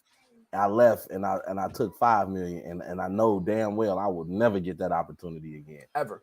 I'm sorry, man. If Fumble the Bag was a person, I'll never forget that. Matter of fact, from now on, and I'm not mad at him. I get it. He wanted to bet on himself, because we see a lot of players doing that. We saw that with Aaron Judge. We see that with Lamar Jackson. We see players nowadays betting on themselves. But if you're not as skilled as those guys, you gotta take what you can get. I was about to say, and like, when it comes to a quarterback, I am not a fan of Lamar. But what he brings to the table as an overall player, he's a dog. You can justify giving him top dollar. Now, I'm not going to sit here and pretend he's a top 10 quarterback. I ain't doing that. I'll kill myself before that. But as a player, you can try to justify it. You can try to justify it. You said what? He's top 10 this year. Like, of the current quarterbacks playing right now. Look here, man. You can't name me 10 quarterbacks better than Lamar Jackson. I can name you 15. Don't play me. Oh, don't Lord play me. Jesus. Don't play me. All right, Ray. This has been a great show. I appreciate you having me. But anyway, but like, the thing for Dennis Schroeder is, like, this is just my opinion. Ray, if I'm wrong, let me know.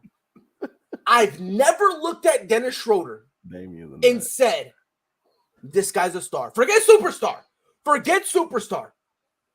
I never looked at this man and said he's a superstar. He's an all-star. I never looked at him as, like, people look at Kyle Lowry. as people looked at DeMar DeRozan before he went to Chicago, like his Mhm. Toronto Raptors days, where he was a borderline star. No one has ever looked at him as like a Rondo, right? Where, man, Rondo's a star in some places. You know what I mean? Like in Boston, he was a star. Then he had his problem over in Dallas. He was a star in New Orleans, a star in Chicago when y'all almost upseeded the most overrated number one seed, arguably top 3 most overrated number one seed in the Celtics. Look, Rondo Like- got my respect when I saw that man play a playoff game with one arm and he kept. I said, Lord, Vibing. it don't get no tougher than that. No, not at all. But like for me, I've never seen Dennis Schroeder in that category. Respectfully, I never viewed him as a starter. He's a glorified role player. That's all he. As a role player, you was about to make $80 million. Let that sink in. Like that's what I'm saying. Think about that. As a role player, you're making more money than 70% of starters in the league. Like, I would have who signed told that contract so damn fast. What? Like, come on, bro. Like, and it's weird. Like, here's the wild part. It's weird to me that the few times that Dennis Schroeder has started, how many times has he been a focal piece in the offense? 0. The only time he's ever been close to it was when he went to OKC. And even then, he wasn't a focal piece like that. OKC, shout out to Shea Gilgeous-Alexander, Lord. That kid is. I don't care what anyone says. I will fight you. 39 the other day. Lord Jesus. Matter of fact, I will fight anyone who disagrees with me. He is a superstar. One more time. If you put that man anywhere else, we deep throat him. Hey, as I would say on Rob's 2 cents, that boy cold. Oh my God. No, Robert, he's freezing. We are in sub-zero temperatures. That man is a what'd you call him Rondo earlier? A dog? That's a dog. But not DOG. DAWG. He a dog. Yeah, that's what he a dog. Cause that's a dog. Bro, you put this kid anywhere else, dare I say, he's in that. Ray, am I crazy? Shea Gilgeous-Alexander is in the same stratosphere as John Moran. Let that sit in for a minute. That's not crazy to say. And the only reason why he's not now, if you want to say John Moran's better, that's fine. I think they're in the same category. I think the only reason is because he's an OKC. Alexander has arrived. He has arrived. He's here, and I believe he's gonna be consistent. I believe that is a piece that you can build around. If you're OKC, I'm smiling right now. I'm happy. I'm looking at everybody else like we have us a guard for the future. And think about it. And look how good they're gonna be, bro. Yeah. They got Lou Dort, who is a phenomenal defensive dude. He's a small forward, but he can play 1 through 4. And especially if you got a team that likes to run small, he can handle the 5. You got Josh Giddey, who is a nice spark plug. I like him. Already mentioned Shea Go Elias. He deserves an acronym now. When you play like that, you deserve just SGA. That's SGA. No, I understand.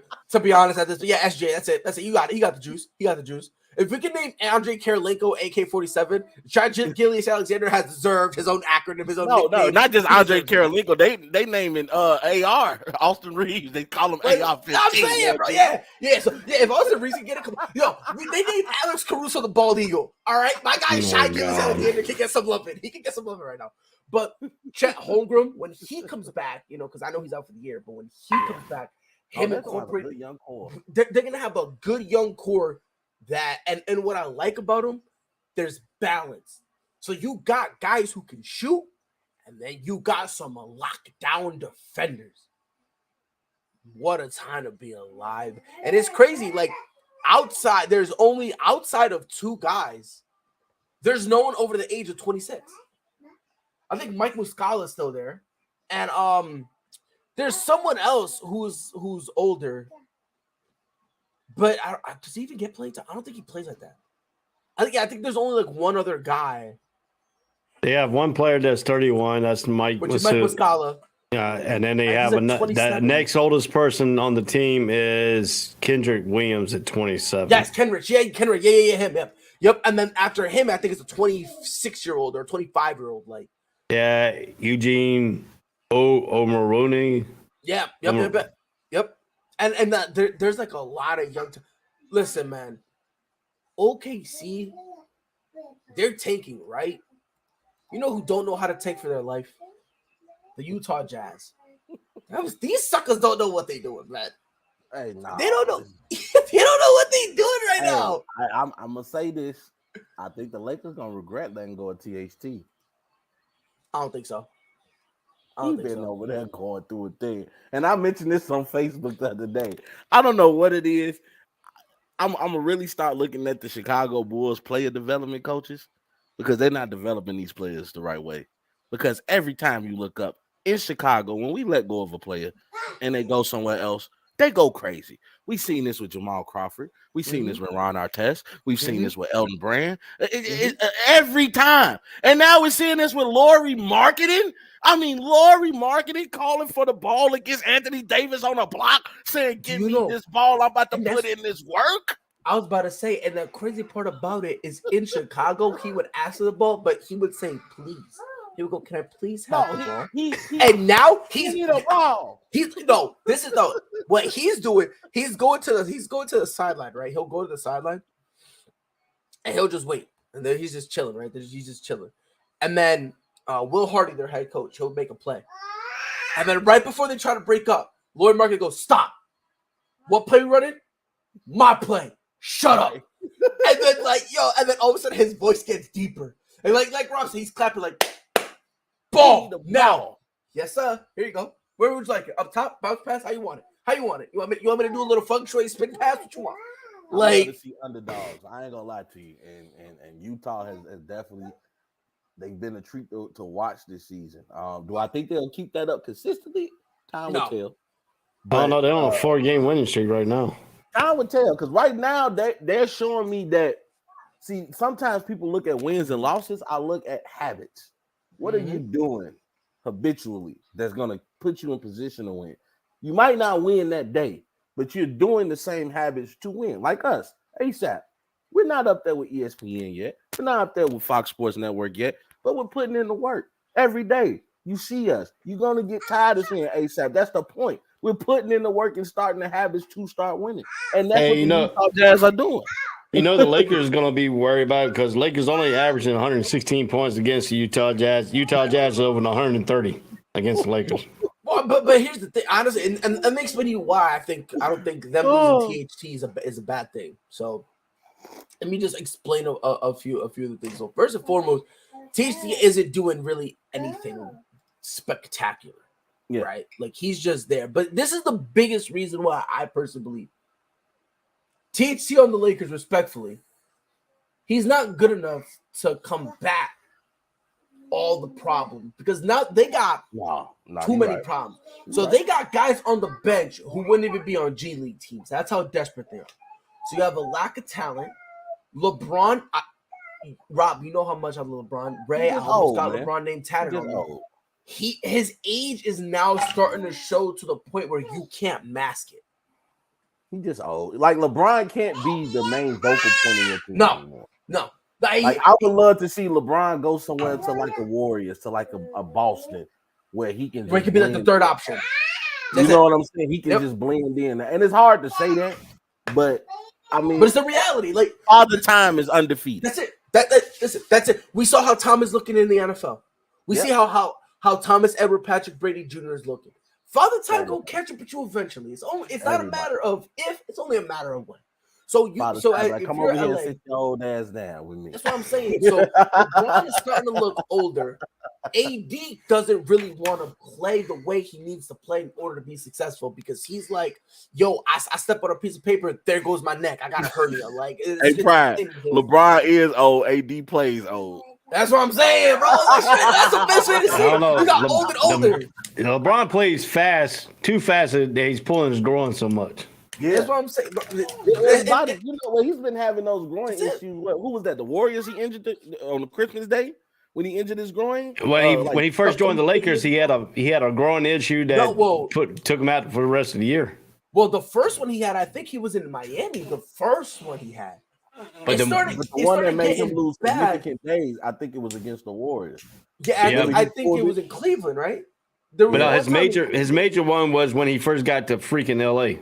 Oh no, that was the worst one. Yeah, that was the worst one when they shut him down. That one was the worst one. But I think the first one he lost significant time. I think it was, it was when he went back. I think Kyrie was still there because Kyrie and Caleb kind of held it together a little bit. But that was the first time, yeah. But like to Ray's point, the worst one was. And as you're an older guy, it's hard to recover. Ray, you would know nothing about that, but let me tell you how us old guys are. Rob, oh my God, hold on. Let me just question Damian real quick. Rob, with the way that LeBron is a playmaker, do you know that the Warriors will win another 2 or 3 rings with LeBron now? Because he ain't got to do nothing. He ain't got to do nothing. Just let stuff get open. Can someone explain to me this notion that LeBron has killed every franchise he's been with? No, he's helped every franchise he's been to became instant contenders, and when he leaves, they suck again. That's what I'm saying. And again, outside of these last 2 Laker years, again, and I don't blame LeBron. You got to. I give LeBron 45% of the blame because he wanted Westbrook. That's what I'm saying. Like, you got to put some of the blame on him. I'm going to put it on Lakers management because in the back of your head, if I'm Rob Pelinka, okay, LeBron, I hear you. We got you already signed, bro. You good. Let me talk to you for a second. You're old, bro. And we cannot bank our future on you being here for the next 4 to 5 years. You already 37, 38. Like, and we get you a freak of nature that you've been playing so great for so long, but I'm not gonna bank my team or my job on some fucking Russell Westbrook. I'm sorry for my language. I'm just not gonna do it. So LeBron, you got to get that together. And if you're gonna be mad, me and you can talk. We can hash it out. No, we're not going to get Russell Westbrook. I'm sorry. Like as a manager, you gotta say it with your chest. Mm-hmm. No, I'm just and like I said, that's what I'm saying. Yeah, you do. You know, management does deserve some blame. But the reason why I have to give some to LeBron is they already had that trait. If LeBron doesn't say nothing, and again, I'm a LeBron James fanboy. Ray, you know I am. Sometimes I'm a little delusional when it comes to LeBron. Sometimes, not even gonna lie. One day I said he doesn't flop. One day I said that with a straight face that he doesn't flop. I don't know what I did. Sometimes I'm a lot. Sometimes I need to be in a straight sometimes I need to be in a straight jacket and locked up in a padded room and have the key thrown away. I get it. You're right. Sometimes I am. Like He's on that 7th floor of the hospital that don't show up on the elevator. Yeah, you need to scan your badge to get there, bro. If not, the elevator just skips it. But again, I think outside of this, there's nothing else you can really do. Damian says, so LeBron didn't kill the Cavs when he brought JR? No, because JR was cooking. People forget why JR got that contract. JR was cooking. When LeBron went to bat for him, so was everyone else. Because JR was cooking offensively and defensively. JR was locking dudes down. My guy, he was locking Steph up. Now he's playing golf in college. Yeah, which not outdoor. Golf is a great game, by the way. It's a great game. Bless his heart because he seems like he's happy. I'll sometimes see some clips. He looks like he's happy, and it's like, you know what? I'm glad you're able to do your career and all that stuff. But he's actually been an inspiration, man. Like, to be honest, bro, he's taking school very serious, and to go back into bet. I'm not looking at it that is school and further. I'm looking at it as he did something that he thought would better himself, and I'm all down for self-improvement. Oh yeah, yes, sir. We all need it. We all need it, man. We all need it. So and then Damian said so. LeBron did, but here's the problem. That's not what killed the Cavs. What killed the Cavs is when they they got Darren Williams. Where was 2017, 2018, and they're here trying to bring back the 2013 Eastern Conference All-Star team. That's not Bron's fault. That boy had a donut in the final. What are you doing? He had a donut in his finals. Yeah, donut hair follicles working. At one point in time, Darren Williams was him. Don't get us until wrong. He went to Brooklyn and my man forgot how to play basketball. It's been a long time. So that's what I'm saying. So outside of this, I almost outside forgot of, he was on the Redeem team till I watched the damn movie. that's what I'm saying, bro. You don't understand. No, that's how bad. That's his fault for grace. That's Oh, his fault. Lord You Jesus. forget, bro. But like for me, and it kills. I know this kills Red because he knows I'm right. So because he wants to bash LeBron so bad, but he knows I'm low key right. Outside of these last 2 years, LeBron hasn't destroyed any franchises. He's helped them. He's rebuilt them.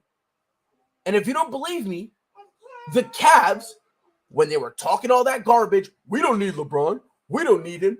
Under 500, a dog water team, LeBron comes. Not only does he make their record better, but then drags them to the finals. Drags them. He laid the foundation for the Cavs you see today. That's it. Okay. Then he leaves, and then he leaves. And Ray, you know it's true. I just did that to get a reaction out of Ray. He leaves, and then the Cavs, because they gave LeBron no help, suck again. That's them. Because they don't know how to make teams. And they've been in the lottery for like what? His entire tenure?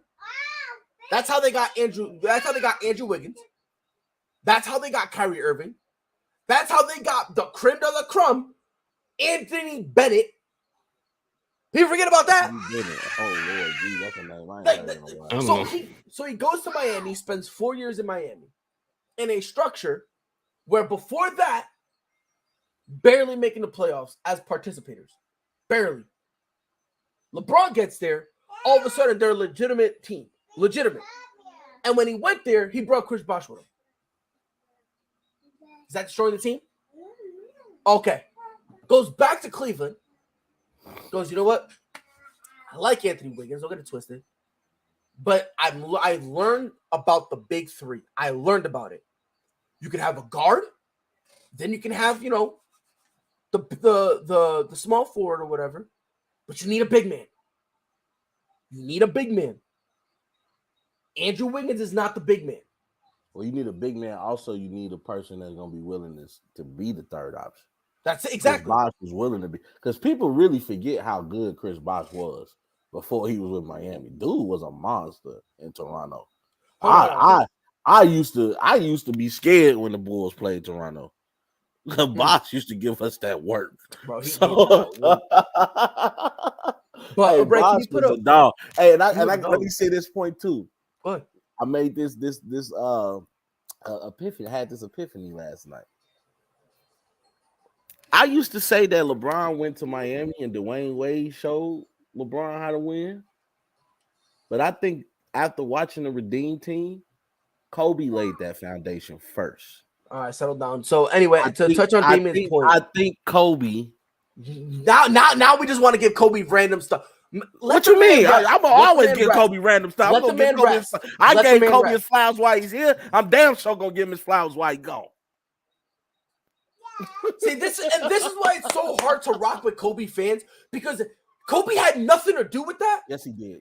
Y'all want to be like, oh yeah, we gotta give Kobe flowers. No, he had nothing to do with that. They wouldn't have won the Redeem team had they not go Kobe. Go ahead. Kobe stole all Michael Jordan's moves, so thank you, Ray. Hey, guess what? Poor man's He was able to do it. He was able to do it. Everybody tried to steal Michael Jordan moves. They couldn't do it. Except for Goat James. They couldn't do it. Trying to be his own player. They couldn't do it. His own player. You know what they said? They said imitation is the greatest form of admiration. Could be, but still. See, Ray, you see what happens, Ray? Then he brings up Kobe. I say stuff. Then he says you disrespecting a dead man. That's what happens. I didn't say you disrespecting a dead man. Have conversations about it. No, you can look, Robert. Look, this is what I tell people. As long as it's not disrespectful, whether they're live or not, you have the right to criticize their game. They played it in a national sport. They got national coverage. You're gonna get national criticism. That's just part of the game. Y'all want to be giving this man credit for. I don't mind people criticizing Kobe. Am I saying Kobe was the most perfect player? No, I don't even have Kobe as my GOAT. I got Michael Jordan as my GOAT, but Kobe number 2. He ain't better than LeBron. All right. Yep. Can you Ray, can you put up that last comment from Damian? Killer. Okay. He's a killer. The Heat hasn't won a championship since LeBron left, damn it. How can you say he don't kill teams? Because he LeBron. They're not gonna win no team since LeBron left. What you mean? They gotta get another LeBron.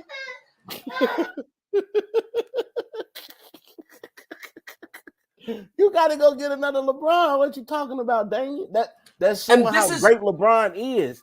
The Not fact only that that, he leaves and you don't even like they wasn't even sniffing the playoffs until Jimmy Butler got over there. You know what I'm saying?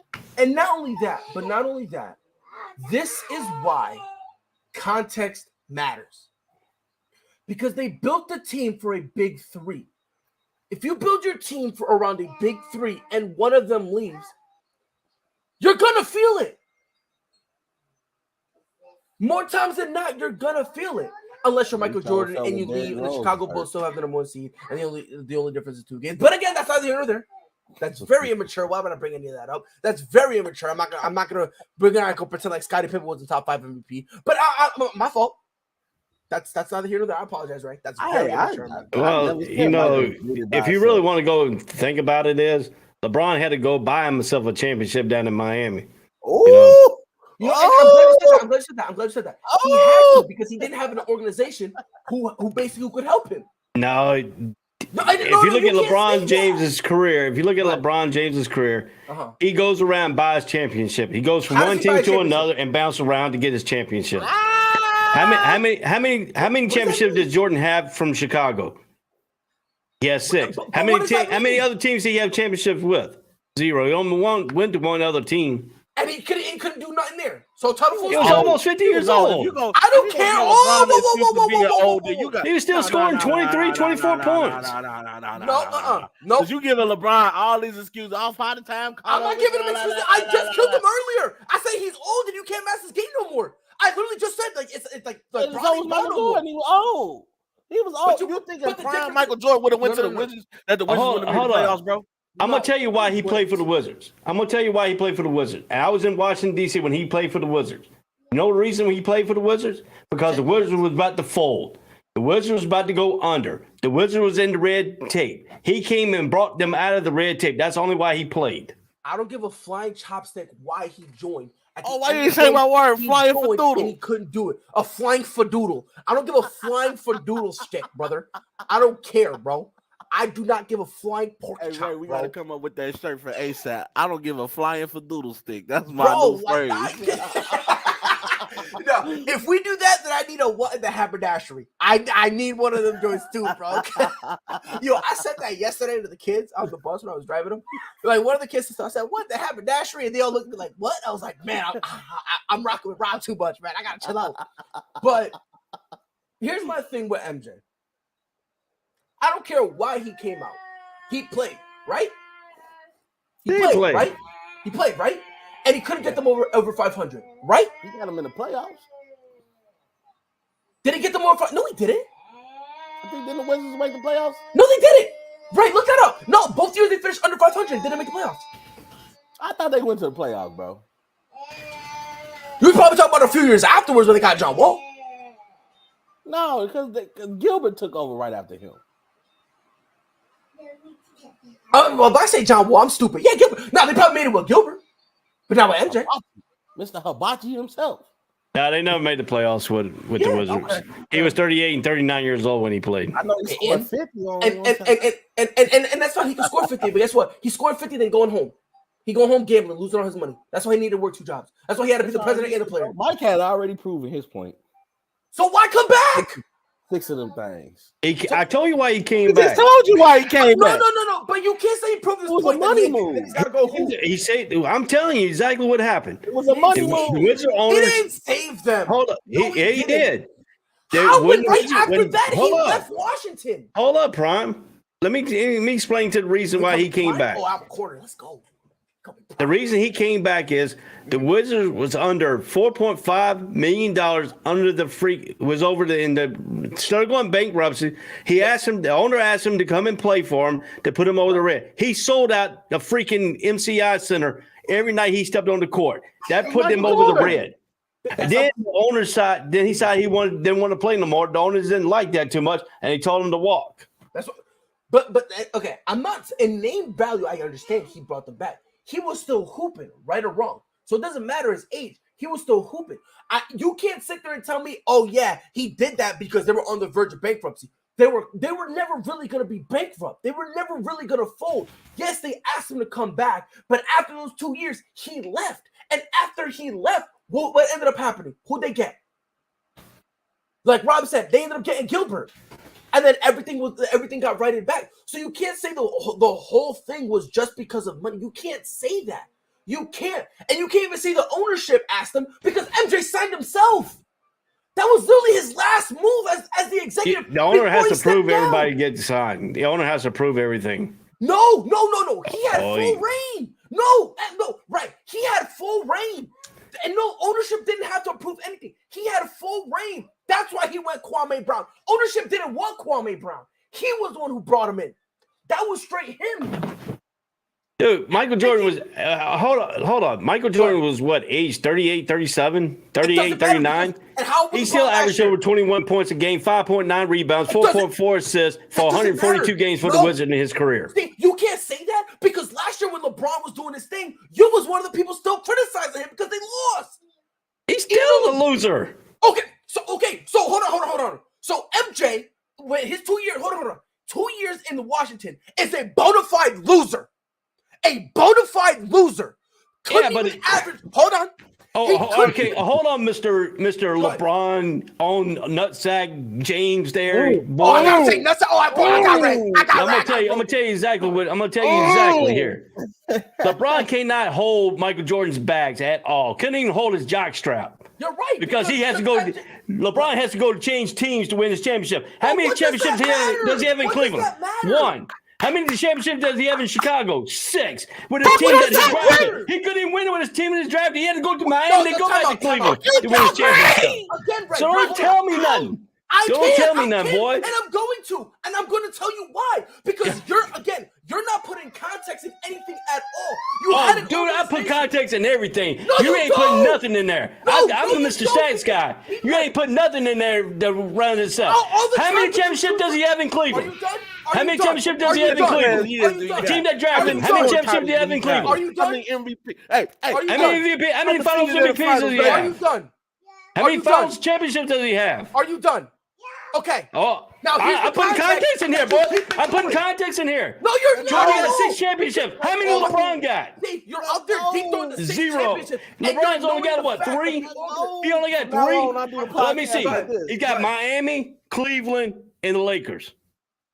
And okay. So by your logic, hold on. Chicago 6. So, okay, congratulations. He stayed in Chicago. Hold on. Don't mean you're a fucking great player because hold on. I'm gonna tell you exactly too. It took LeBron James going from high school to college, going from high school to NBA to match anything Michael Jordan's done in the short amount of period of time. Because he was that fucking good. No, Michael Jordan couldn't even go to freaking NBA because he had to go to college to go to NBA, dumbass.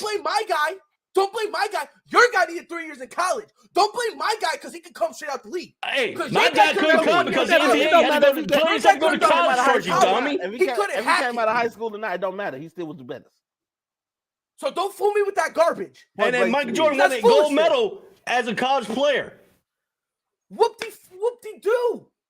LeBron had to go and win a gold medal with NBA players on the team. Hey, Pride. Oh my God! Hold on, time out. Are you really saying that when you're the same? This is the same MJ that was on arguably the greatest Olympic team of all time. Don't you fucking dare try to say anything like that about LeBron. When Michael Jordan won a championship in Chicago, won a gold medal in college. Because this bitch ass couldn't beat him. Get the fuck out of college players. Michael Jordan won the gold medal in 1994. In 1984, as a college player, under Bobby Knight. In his last year of college, because he couldn't hack making it to the league.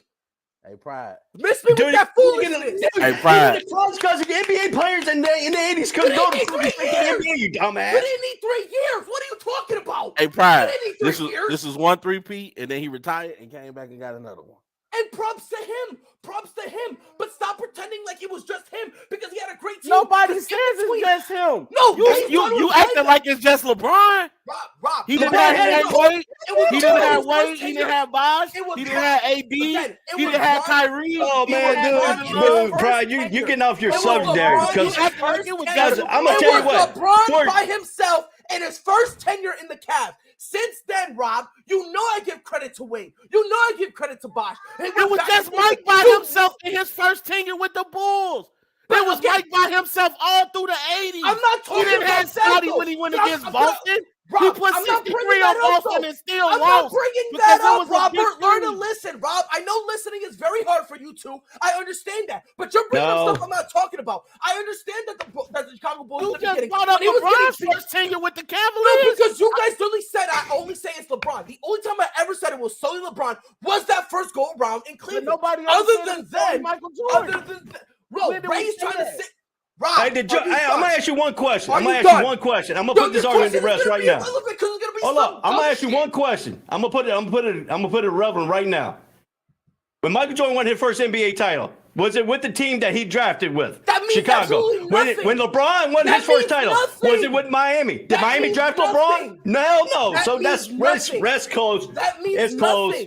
No, that It's means close. nothing. Because by your logic, Donovan Mitchell is not a top 15 player because he went from the Utah Jazz to the Cleveland Cavaliers. By your logic, Kareem Abdul-Jabbar is dog shit. And by your logic, Shaquille O'Neal is not the most dominant player in the NBA because he played for more than one team. LePride is taking So stop feeding me Dude, this. your whole argument that's your is new just, name. your whole LePride. argument's got LeBron's nutsack all in your mouth, man. Coming from the That's all one that that's shit out here is. literally deep throwing MJ, and you're literally trying to act like loyalty is what you need. Pride's pretend crime, loyalty- man. Hey, No, Pride. to pretend Hey, Pride. that Here, loyalty hit your is tissue, man. something you need. Hey, To hit your pretend tissue. that loyalty is something you need Here, to be here, in the you GOAT can wipe your conversation tears with this, is man. laziness. Hey, That's you can wipe your pure tears with that right laziness. there. That's You pure can wipe your tears. laziness. That's not laziness. Yes, it is. To say that you need to stay the whole team, your entire team. Hey, LeBron fan. That's fucking lazy. Hey, look, That's fucking LeBron lazy. fan. Hey, look, LeBron fan. How many years has LeBron played in the NBA? How many years? What's your point? Hold on. How many years has LeBron played in the NBA? This is what, year 20? Year 20. How many years Michael Jordan played in the NBA? 13. What? 13? Well, But what? Jordan has done more shit in the NBA than LeBron has done no, in he his 20 fucking years. hasn't. No, Yes, he has. hasn't. In No, he 15 years hasn't. that Jordan has been in the NBA, he has done Y'all more deep than throat what the LeBron 6 has and done in 0 20 and years. sit here and y'all deep throat the 6-0 and pretend that when after MJ left, 6-0 in the finals means something. I hate that people overlook that. bro. You guys That are by means far- something. That means every time I made it to the dance, Hey, I Bill danced Russell got my more ass championship off. than anybody, so shut the fuck up, dude. No, you guys aren't listening because, see, right? You lost the conversation when you try to say loyalty makes you the GOAT. So I'm not talking to you. Hey, you keep already going lost talking the to conversation yourself. when you told Get the fuck LeBron outta come out of here. your mouth. You're smoking. So Hey, once you you try to say already- you need hey, loyalty you to already be the lost your GOAT, conversation drop your when mind. you mentioned Rob, LeBron. Let me explain something to you, Rob. I understand you want to say the 6-0. When he was gone for those 2 years, the Chicago Bulls were still a powerhouse in the East, and they were still looking as a viable competition and a viable threat and a viable team to win again. So that's what I'm saying, bro. Like, you can't sit here and act like, oh yeah, They it didn't was win. just MJ. They didn't That's win. what In I'm the saying, moment, bro. in the moment, Michael Hey, That's what dude. I'm Hey, saying. hey. The Hey, man, moment stop Michael reaching around And I LeBron's understand that, and jockstrap, don't get it bro. twisted. Don't get it twisted. I understand they didn't win, and that's why we put MJ in top 3. We put him in that thing because when he comes back, he ends up giving that 3-peat. Don't get it twisted. I get it. I'm with you. But the problem that I'm trying to say is you can't sit here and be like, yeah, bro, that was all. It's like the same thing. If I look at you and I say it was just because of LeBron in Miami, you're gonna look at me like I'm an idiot, right or wrong? Oh, correct. Right? Because and it's the same thing as what I'm saying. And if MJ leaves and those 2 years they're still a threat, how in the wild blue fucking yonder? And don't tell me about fucking loyalty. My man quit the game. Why you gotta cuss, dude? Right, you've been cursing the whole time. Get the fuck out of here. Get the fuck out of here. Anyway, as I was saying, folks, so rudely interrupted for the 4th time by someone whose only point is loyalty. My point is, and because Rob, you said that I suppose he said that LeBron has always been Bron. What I'm saying, it was only Bron his first tenure in Cleveland. Since that, and that is why I don't say nothing about MJ in his first, when in the beginning of his career, when it was just him and he was getting smacked by Larry. But again, it literally was just. But MJ didn't run. MJ didn't run to another team when he couldn't handle the pressure of not trying to take a team as you drafted to a freaking playoff. Hey, then he was fine and went from there. Hey, this was all of us doing this conversation. No, I'm just saying, like, I'm not gonna sit here and blame LeBron for leaving an organization that didn't make moves. Look, That's I'm just not me. saying LeBron not great. I'm just saying he ain't the GOAT. And And that's fine. can And you agree can to say that. disagree. And you can say that. But if your thing on, oh, he did all of it with one team, you lose credibility. I can't have the conversation. I'm talking about what he did. And that's Mike different. See, Mike Rob, was that's one of why the you and I greatest can have a two-way players conversation. we've ever seen. That man won. And that's why you and I can have this points. conversation. Lord Jesus. Yeah, that's why you and I can have this conversation. Because you're not saying, oh man, he did all of it with one team. Because if we're doing by that logic, then guess what? Then we can make a logic and say Paul Pierce is better than Shaq because he's better on less teams. Does anyone here think that Paul Pierce is better than Shaq? Hell, Paul Pierce don't even scrape the top 15. Thank you. And I'm a Celtics fan. I'm a Celtics fanboy. I don't even know if I love Paul Pierce. Like, when I used to hoop, I patted my game out. Yeah, but respectfully, bro, top 50 to me is low-key a stretch, and in between 40 and 50. And I'm saying this as a diehard Celtics fan. I love me some Paul Pierce, but you said top 15, he ain't scratching that. Top what's 15 plus 15? That's 30. Top 30 ain't even it. Add another 15, that's 45. Maybe. I don't know, man. I don't know. And I love Paul. He might be in the top 30. Maybe. But the fact that you gotta go maybe and you touch your head like that, trying to be optimistic, bro. Like, I don't know. Hey, he got him a ring, though. That's all that matters. and we still milk that ring for all it's worth.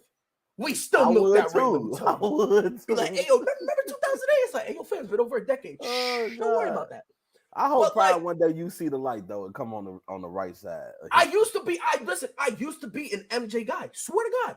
MJ that dude, bro. Take how you feel about him off the court. I understand he's an asshole. That's what makes him MJ. That's not why I switched. That's not why I switched. And I can't never deny the greatness of LeBron. And that's what I try to tell people. When I defend MJ, I'm not calling LeBron trash. Because LeBron is a top 3 player. He's a Mount Rushmore player. But it's just from what I seen from growing up in Chicago, being right here to see the action, even though I was a young dude, that shows you how significant he was. I was young as hell when the Bulls were playing, and I still remember it. That's how significant it was because we had never seen nothing like MJ. Like the dude walked on air, a dude that will give you 30 and say, but I'm not going to let you score 30 on me. I'm going to beat your ass up. I seen MJ play baseball in middle school. I seen Michael Jordan play when he was named Mike Jordan, M-I-K-E, not Michael Jordan. He was not born Michael Jordan. He was born Mike Jordan. He didn't become Michael Jordan until he got to the University of North Carolina, went to radio, and that's to mispronounce his name all the time. And so he decided to change his name to Michael Jordan. So I remember when Jordan was Mike Jordan, M-I-K-E, Mike Jeffrey Jordan. I remember when he did not play basketball until almost his senior year in high school when he got cut from his sophomore team and went and played baseball. He got better when he grew up, and his brother was even better than he was. His younger brother that went in, his older brother that was in the Army was better than Michael Jordan was. And Michael Jordan even said that his brother was better than him. But Mike went to the University of North Carolina where he said that he learned about being a team player, being a defensive player, not being a scorer, and not being everything, because he was not the man on the North Carolina team. James Worthy was the man when he got there on that team.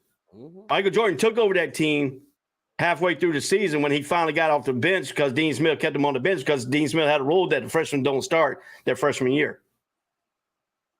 So Michael Jordan finally got off the bench and became a starter midway through the season and hit that game-winning shot. Michael Jordan's career took off when he hit that game-winning shot in that 1982 national championship. And it was under the tutelage of Dean Smith. He learned how to be a player. He grew up through triumph and tough times. Jordan might stay the extra year in college because he said he wasn't ready to go into the NBA. He's even mentioned that a couple of times in his documentaries. But he learned what he needed to do. So when he came available, everybody was just driving over top of him. Chicago took the break and took a chance on him. Hell, he wasn't even the #1 draft pick. Rob, it's hilarious how it's okay for MJ to do an extra year, but then when LeBron came straight out of high school, that's a knock on him. No, it's a knock on him. Hold up. See, that's what your problem is. That's what your problem. Hold up. No, your problem is LeBron hasn't caught up to Michael Jordan either. his whole 20 years. He's still behind in championships. Is the championship. It took him all. It took him from out of high school to go to the NBA to even try to beat Kareem Abdul-Jabbar's scoring title. The same title that MJ was nowhere near. And and by the way, enough with this garbage about it took LeBron to finally come out. Because if your guy could learn how to keep his money in check, if your guy didn't swallow his pride, because people love talking about LeBron fighting with David Blatt. Your guy. You said Michael Jordan. I'm going to continue whether he likes it or not. Your guy quit. You said Michael Jordan's broke. And he took it. You said Michael Jordan's broke because the NBA. You said Michael Jordan's broke. That's what you just said. You just said Michael Jordan's broke. To understand, we're gonna get rid of Phil Jackson.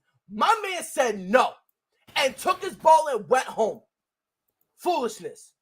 And by the way, you see what Ray's looking up? I promise you, what he's looking up has nothing to do with what I said. Watch.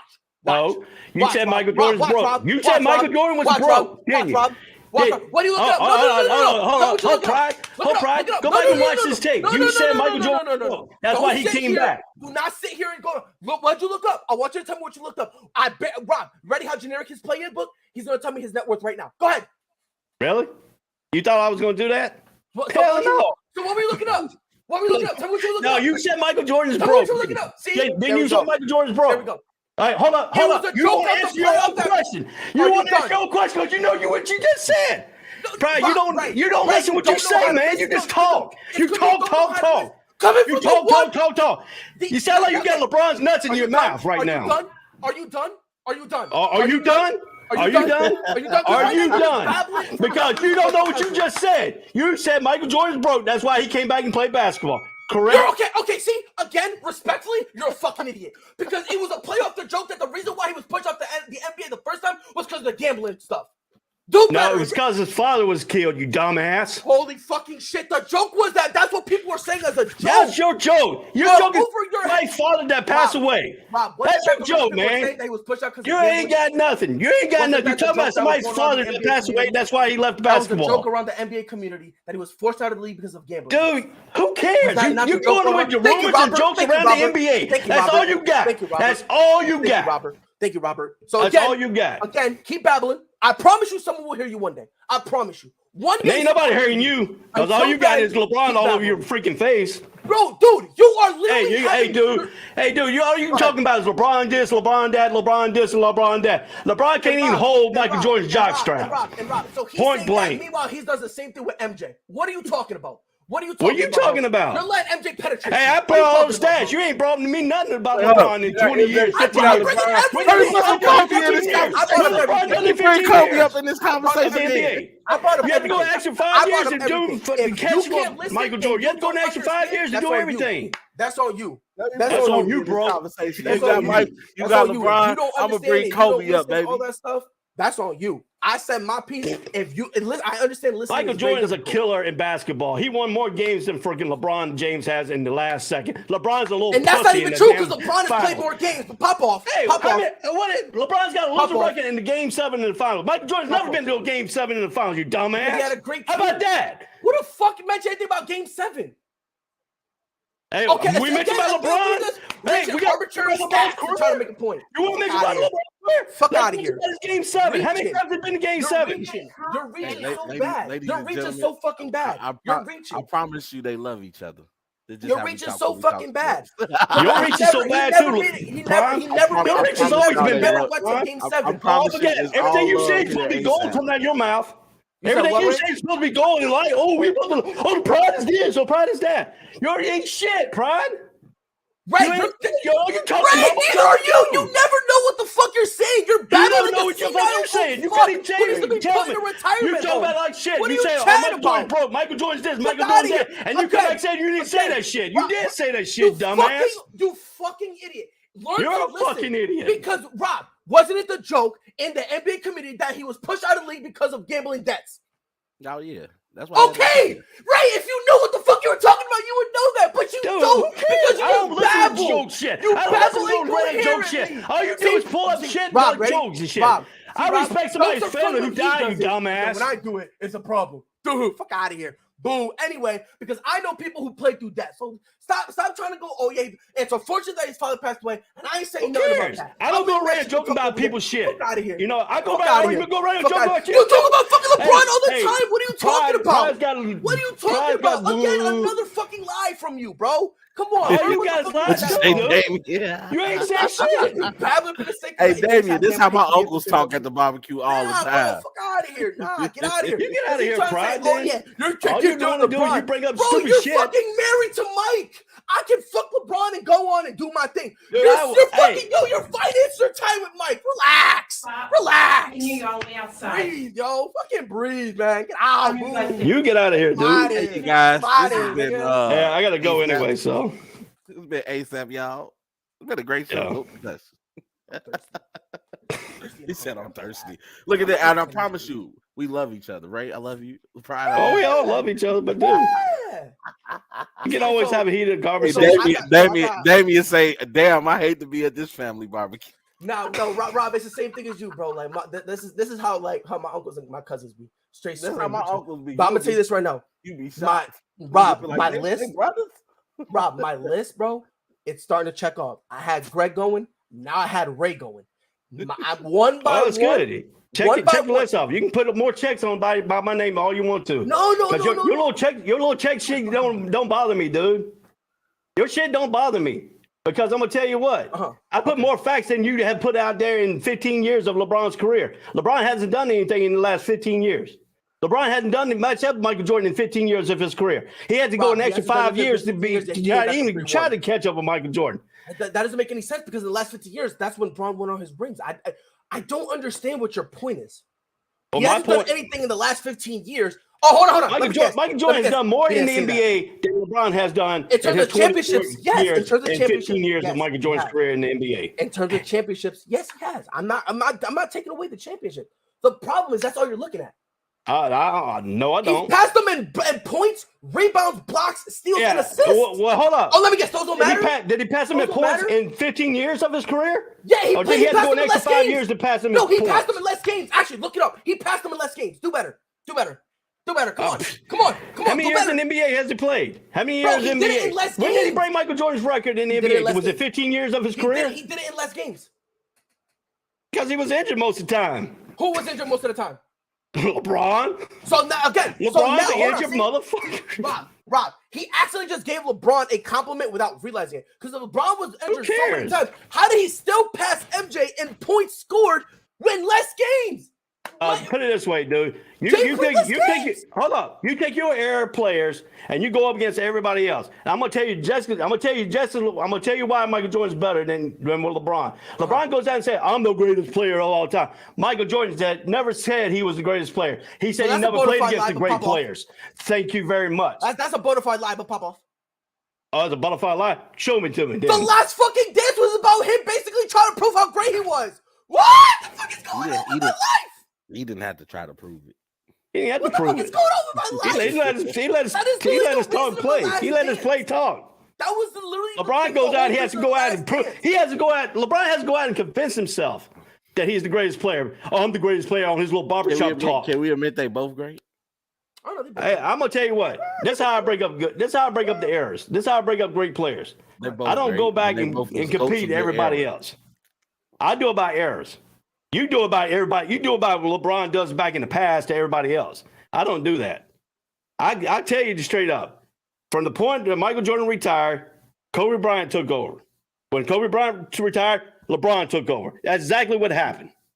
That's exactly how you break down players. And I'm sick and tired of people going back and breaking down players on top of everybody else because you're playing a fucking different era. And LeBron ran 2011 and beyond. And now it's Giannis era. And I'm going to tell you what, if LeBron played in Michael Jordan era when playing against the bad boy Pistons, LeBron would be crying right now. I don't know about that. But hold on. Oh, yeah. Hey, you know who y'all skipping over this GOAT conversation? Isaiah Thomas. He beat Mike, Larry, and Magic. Yeah. No. We're not allowed to touch on that. Yeah, you had to go and hit him. He had to go in there and try to tackle Michael Jordan. There it is. There it is.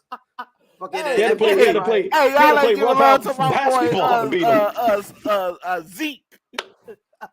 boy, Zeke. Bro, Zeke had MJ shook, bro. He had him He crying. had bro. all of them shook. What you talking Bro, about? he had him. Dude. He had him so bad. MJ was like, I don't want to play with him. Michael Jordan didn't cry. Michael Jordan went out and got him a freaking trainer. He got Honestly, stronger. And what happened when he got stronger? Zeke couldn't do anything to him. Of the games that he did that, Zeke made the first move when he iced Mike out of the All-Star game. He started that. And Mike got him back for the dream team. Hold on. That's the truth. Hold on. Here comes Ray to deep throw MJ. Let me defend MJ. Free MJ. Hold up. Can you hold up a minute? And it came out of Irvin Magic Johnson's mouth. Michael Jordan did not freeze him out of the freaking U.S. team. It was Magic Johnson who froze him out because Magic Johnson said he wasn't going to come back and play on the Dream Team if Isaiah was on the team. Point blank. And it's kind of funny because then there's leaked phone calls of Michael Jordan literally saying, I refuse to play with him on the team. Don't put him on the team. Make it happen. There's literally a leaked phone call out there. But let me guess. Because it's against MJ, it doesn't exist. No, it doesn't exist. I'm just telling you exactly who said it first. What's next? We live on a flat Earth. Is that what's next coming out? I'm not Kyrie. You leave Kyrie out of this. Y'all leave Kyrie out of this. I forgot Kyrie said that. I forgot Kyrie said that. I forgot he said that. Had enough. I'm a Tar Heel. I'm a Tar Heel fan, not a Duke fan. I don't care about Kyrie Irving. He was like, "Yo, fuck Kyrie." Kyrie Irving's a Duke player that thinks the world is flat. Thinks that he can, You gotta chill out. Kyrie alone. No, apologize. No. I'm not mad for what he said because I understand. Sometimes we say stuff and like there are times when you say stuff and you say it the wrong way and it doesn't get your full point across. I think that's what happened with Kyrie because he always wants to be an intellectual. And then instead of going, you know what? Let me hold this L. My bad. Let me rephrase what I said so that way you guys can understand my point. He doubles, triples, and quadruples down and then calls everyone idiots for not understanding what he's saying when what he's saying is just not nonsensical. That's really my thing with Kyrie. I feel like if Kyrie were to just go, you know what? Let me clarify what I'm saying. All this stuff would not be a problem. Yeah, but now he has no choice to clarify what he said. Yeah, when you put stuff out on social media, it just stays out there. Yeah, forever. And then that's what I'm saying. He needs to clarify because and to correct what I don't think he's flat out came and said anything anti-Semitic. No, it's just what he promoted. Wording. Yes, anti-Semitic. So you just have to when you see that you've hurt people, like that's like somebody posted something about slavery and saying, hey, this documentary is saying that slavery wasn't real. When we all know that it was. So you just got to be careful what you promote. And you got to be careful at learning your history. You have to know that when you're learning your history, you cannot demean or down anybody else's history. But I'm going to tell you, the problem with history is they don't teach history like they did back in the day. They don't. We were in school. Oh, no. Well, you know why, Ray? Because they call it his story. They call it his story. The winner tells the history, and unfortunately, sometimes the winner lies. And I'm gonna tell you, when you talking about history and stuff like that, everybody needs to learn the true history, not these history that they want you to learn, because everybody's not gonna learn from that true history. Even though the true history is some hard, if you look at it, both people, African Americans and white people, we were both slaves. Mm-hmm. White people were enslaved by the Europeans. African Americans were enslaved by their own people too. And then they have the European ships that come over and drive up like McDonald's, and the slaves in Africa trade slaves. They traded slaves. If you go back and read the true history, because one of my friends' father, who was a slave, African American guy, he told us the true history about that. He brought out books, he brought out articles, he brought out stuff that his mom and dad wrote in letters and taught us about that. But people don't want. It's not something they just started, and that's what people got to understand. Like, it didn't just start with us. Like, you go back to the biblical times, go back to the Roman times. Yeah. Slavery's been going on forever. And I tell people this: if you want to, especially people of my culture, if you want to believe that we're kings and queens and we came from that, then you got to understand that at one point in time we was enslaving our own people. Yeah. If you look at ancient Egypt and ancient, Yeah, the kings and queens were black, and guess what? They were black slaves. Yes, sir. Yeah. And honestly, like I said, that was my only thing with I agree Kyrie, with you, Ray. Everybody got to understand, man. Yeah. We all been through it. Italians, they wasn't welcome in America when they first came over here. Yeah. Irish people, they wasn't welcome in America when they first came over here. You know, Hispanic people, they wasn't welcome in America when they first got over here. Like, we all go through some form of hatred, man. So what we all got to do right now that we know the history of that, and that's what I said on my Facebook and Twitter post. What's the point of knowing your history if you're not going to use it to affect good? Yes, sir. Because the problem of the day is you got the freaking media out there. You got one media is telling you one thing, you got another media telling you another thing. Then you got these people out here, you know, going out, this. But then when you got all these like the Ku Klux Klan, the Black Lives Matter movement, they're not really for that movement. They're just feeding their pockets and trying to keep everybody divided. That's it, man. The media is crazy, bro. So you know what we got to do? We got to show love to each other. So you got to control what you can control. So what I do is I go out here. I have a multitude of people that I call friends and family. Guess what? Not all of them are black. You got to show love. You got to be able to open your eyes to other people's cultures, other people's pains, other people's wins. Yeah, the way I look at people, and everybody asks me how you look at people, I don't look at their skin. I look at their God-given name. You know, your mom gave you Rob. Your mom gave you Pride. You know, and stuff like that. My mom gave me Ray. You know, well, I mean, he's got Pride up there. I don't know his. You know, I just know him as Pride. You know. Yeah, well, that's how everyone else knows me as Pride. So my government name is Riley. Okay. But I just go by Pride because I was like, why not? I'm like, whatever you want to call me. I don't, you know.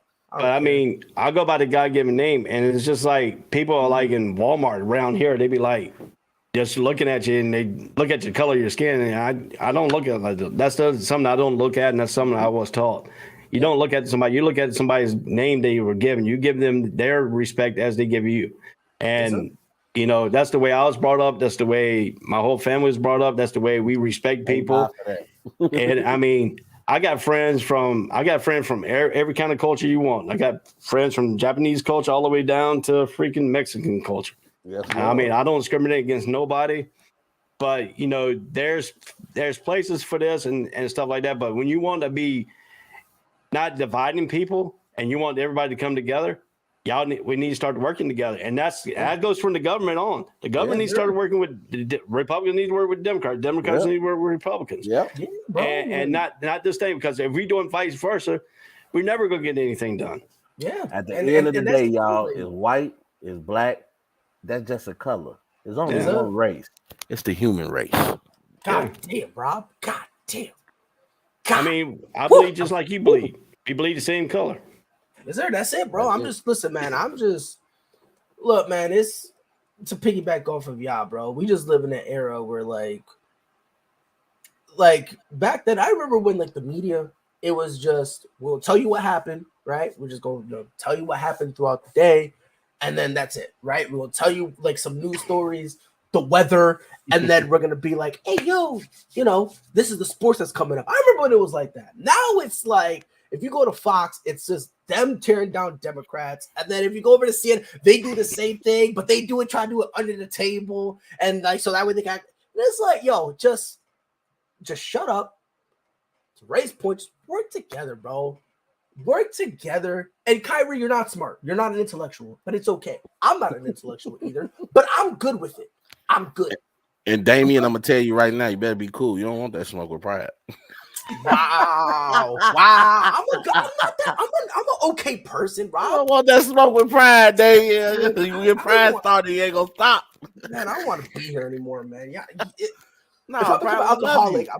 Pride, I told you this, and I meant this, bro. When I first came to ASAP, of course, you know I was gonna check the show out before I jumped on. And it was your energy that made me like, I want to get on the morning show because that's the dude I want to argue against. Like, bro, you don't understand, man.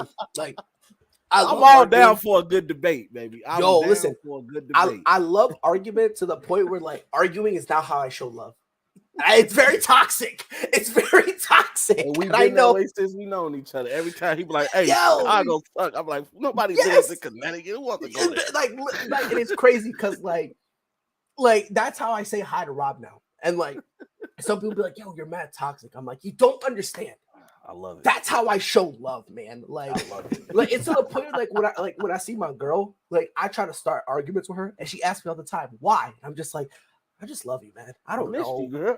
Yeah, it's like I haven't seen you all day, man. I just want to argue with you, man. Like, why you park like that? What's wrong with your parking job? Yeah, that's just it, man. That's all right. I had my wife come in. She was outside when we were arguing. She said she was? could hear me all the way outside. I love it, Ray. Yes, I love the energy. Fuck yeah. Let's go, man. I love the It's been a energy. great show. I'm glad I jumped on. I was Yeah. listening to Ray. I was trying to hurry up, and I'm like, let me hop in the shower and get myself together. And I'm listening to Ray. I got the Ace Half in the Morning playing. I'm like, man. Then I see you jump on, and then you got the Down in the Warriors. I said, oh, let me hurry up. And I wasn't even, and I still hate the Warriors. So if No, you was bringing up great points, though. yeah. But I will say this. real quick. The Clippers and low key might be a Clippers town pretty soon. Man, the Clippers, they not doing good. They doing better than LA. Yeah, I mean, they doing better than the Lakers, but look, Kawhi is literally one step in the court, one step out. Paul George, he can't stay healthy either. And to me, honestly, the Clippers, they not who we thought they was going to be. Like right now, Utah is playing the way that I thought the Clippers were going to be playing. So you had the Clippers like I thought the Clippers was going to be the biggest threat to the Western Conference. I did.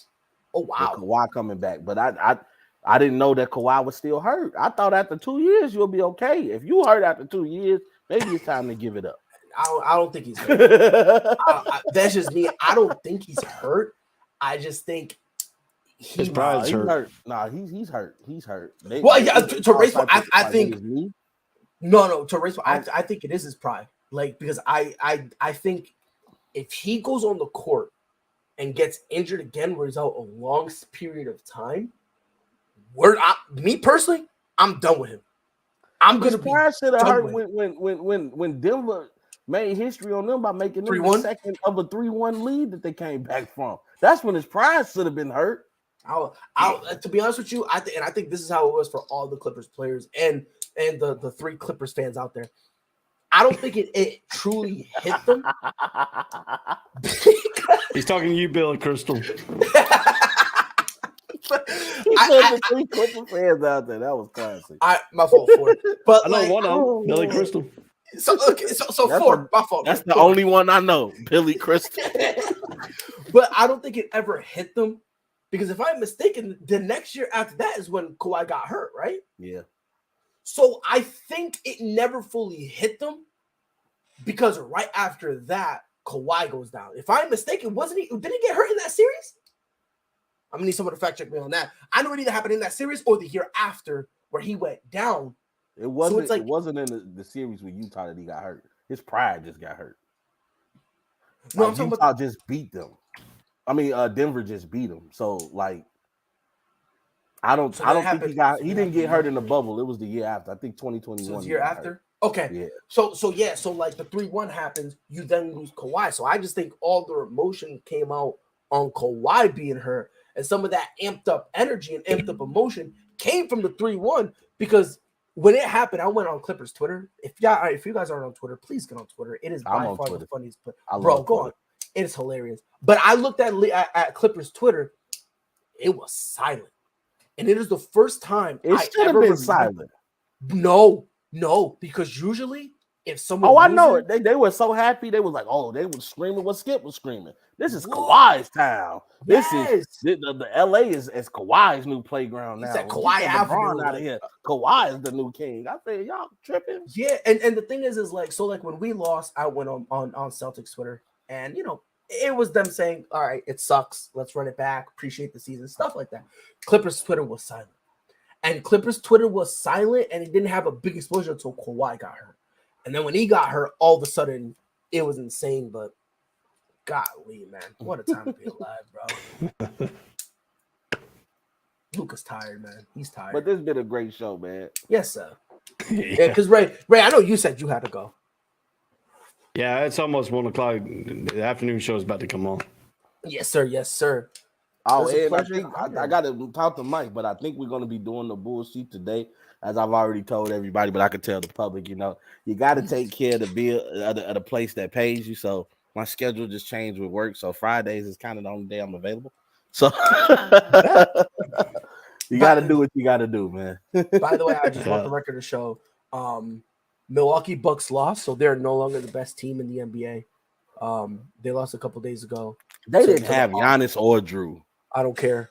No, that's just a hater in me. I just want to clarify. How many losses they got? 2, right? No, they only got 1. They only lost to the Hawks.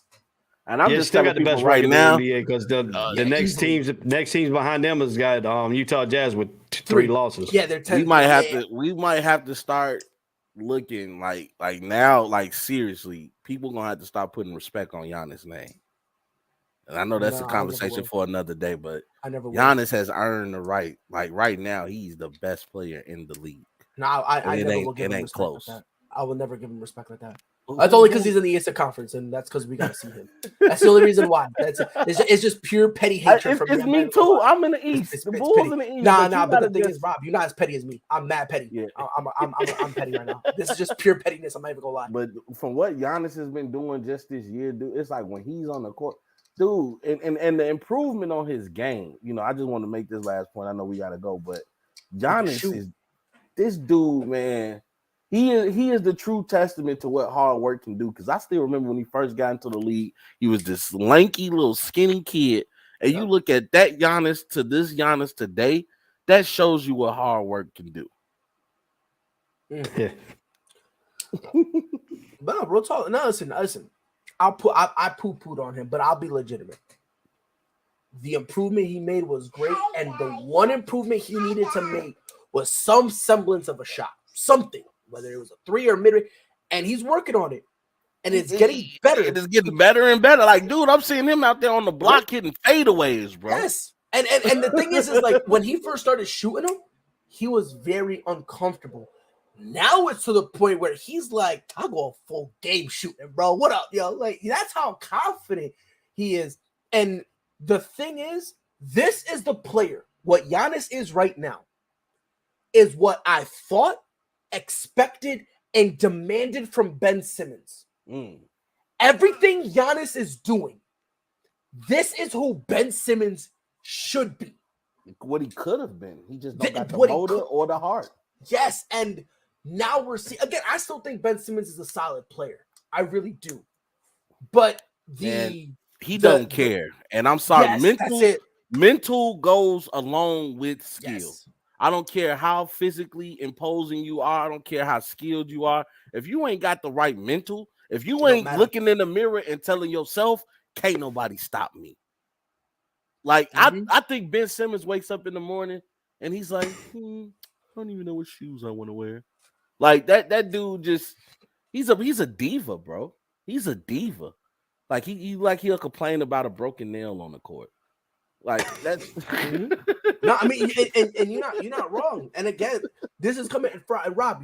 I was rocking with Ben Simmons for a while. You kept saying screaming free beer. Yeah, and again, I still think he's a solid player, but I am done and I'm out with the Ben Simmons he still has a chance to be that guy we thought he could be.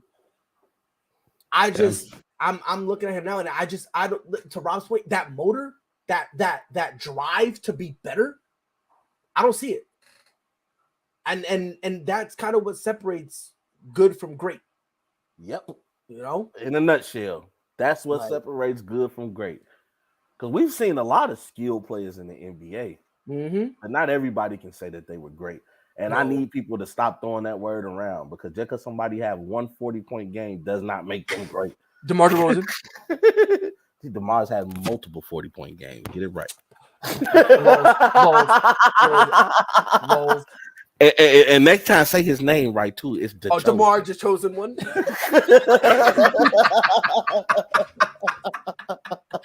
Hey, yo, you love to see it, man. You love to freaking see it, man.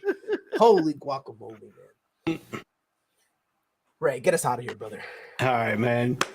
Thanks for listening to the All Sports All Place in the morning. Hope you like the drama, the battle, the WWE style, whatever you want to call it. But we all friends here at the end of the day. We all respect each other. Hold on. So it's been Pride. It's been Rob Scott. It's been Ray Cruz on the All Sports All Place in the morning. We're ringing the bell. See y'all later. Peace out, brothers. Yes, sir. All sports, all plays. All sports, all plays. All sports, all plays. 365, we making a plays. We talking the game, get you through the days. We're high in the court, the dime in the lane. Variety topics, living the same. All presentation, sports information. In the airways, taking the nation. All sport, all plays, they working your faces. Grace at the field, so tie the laces. All sports, all plays.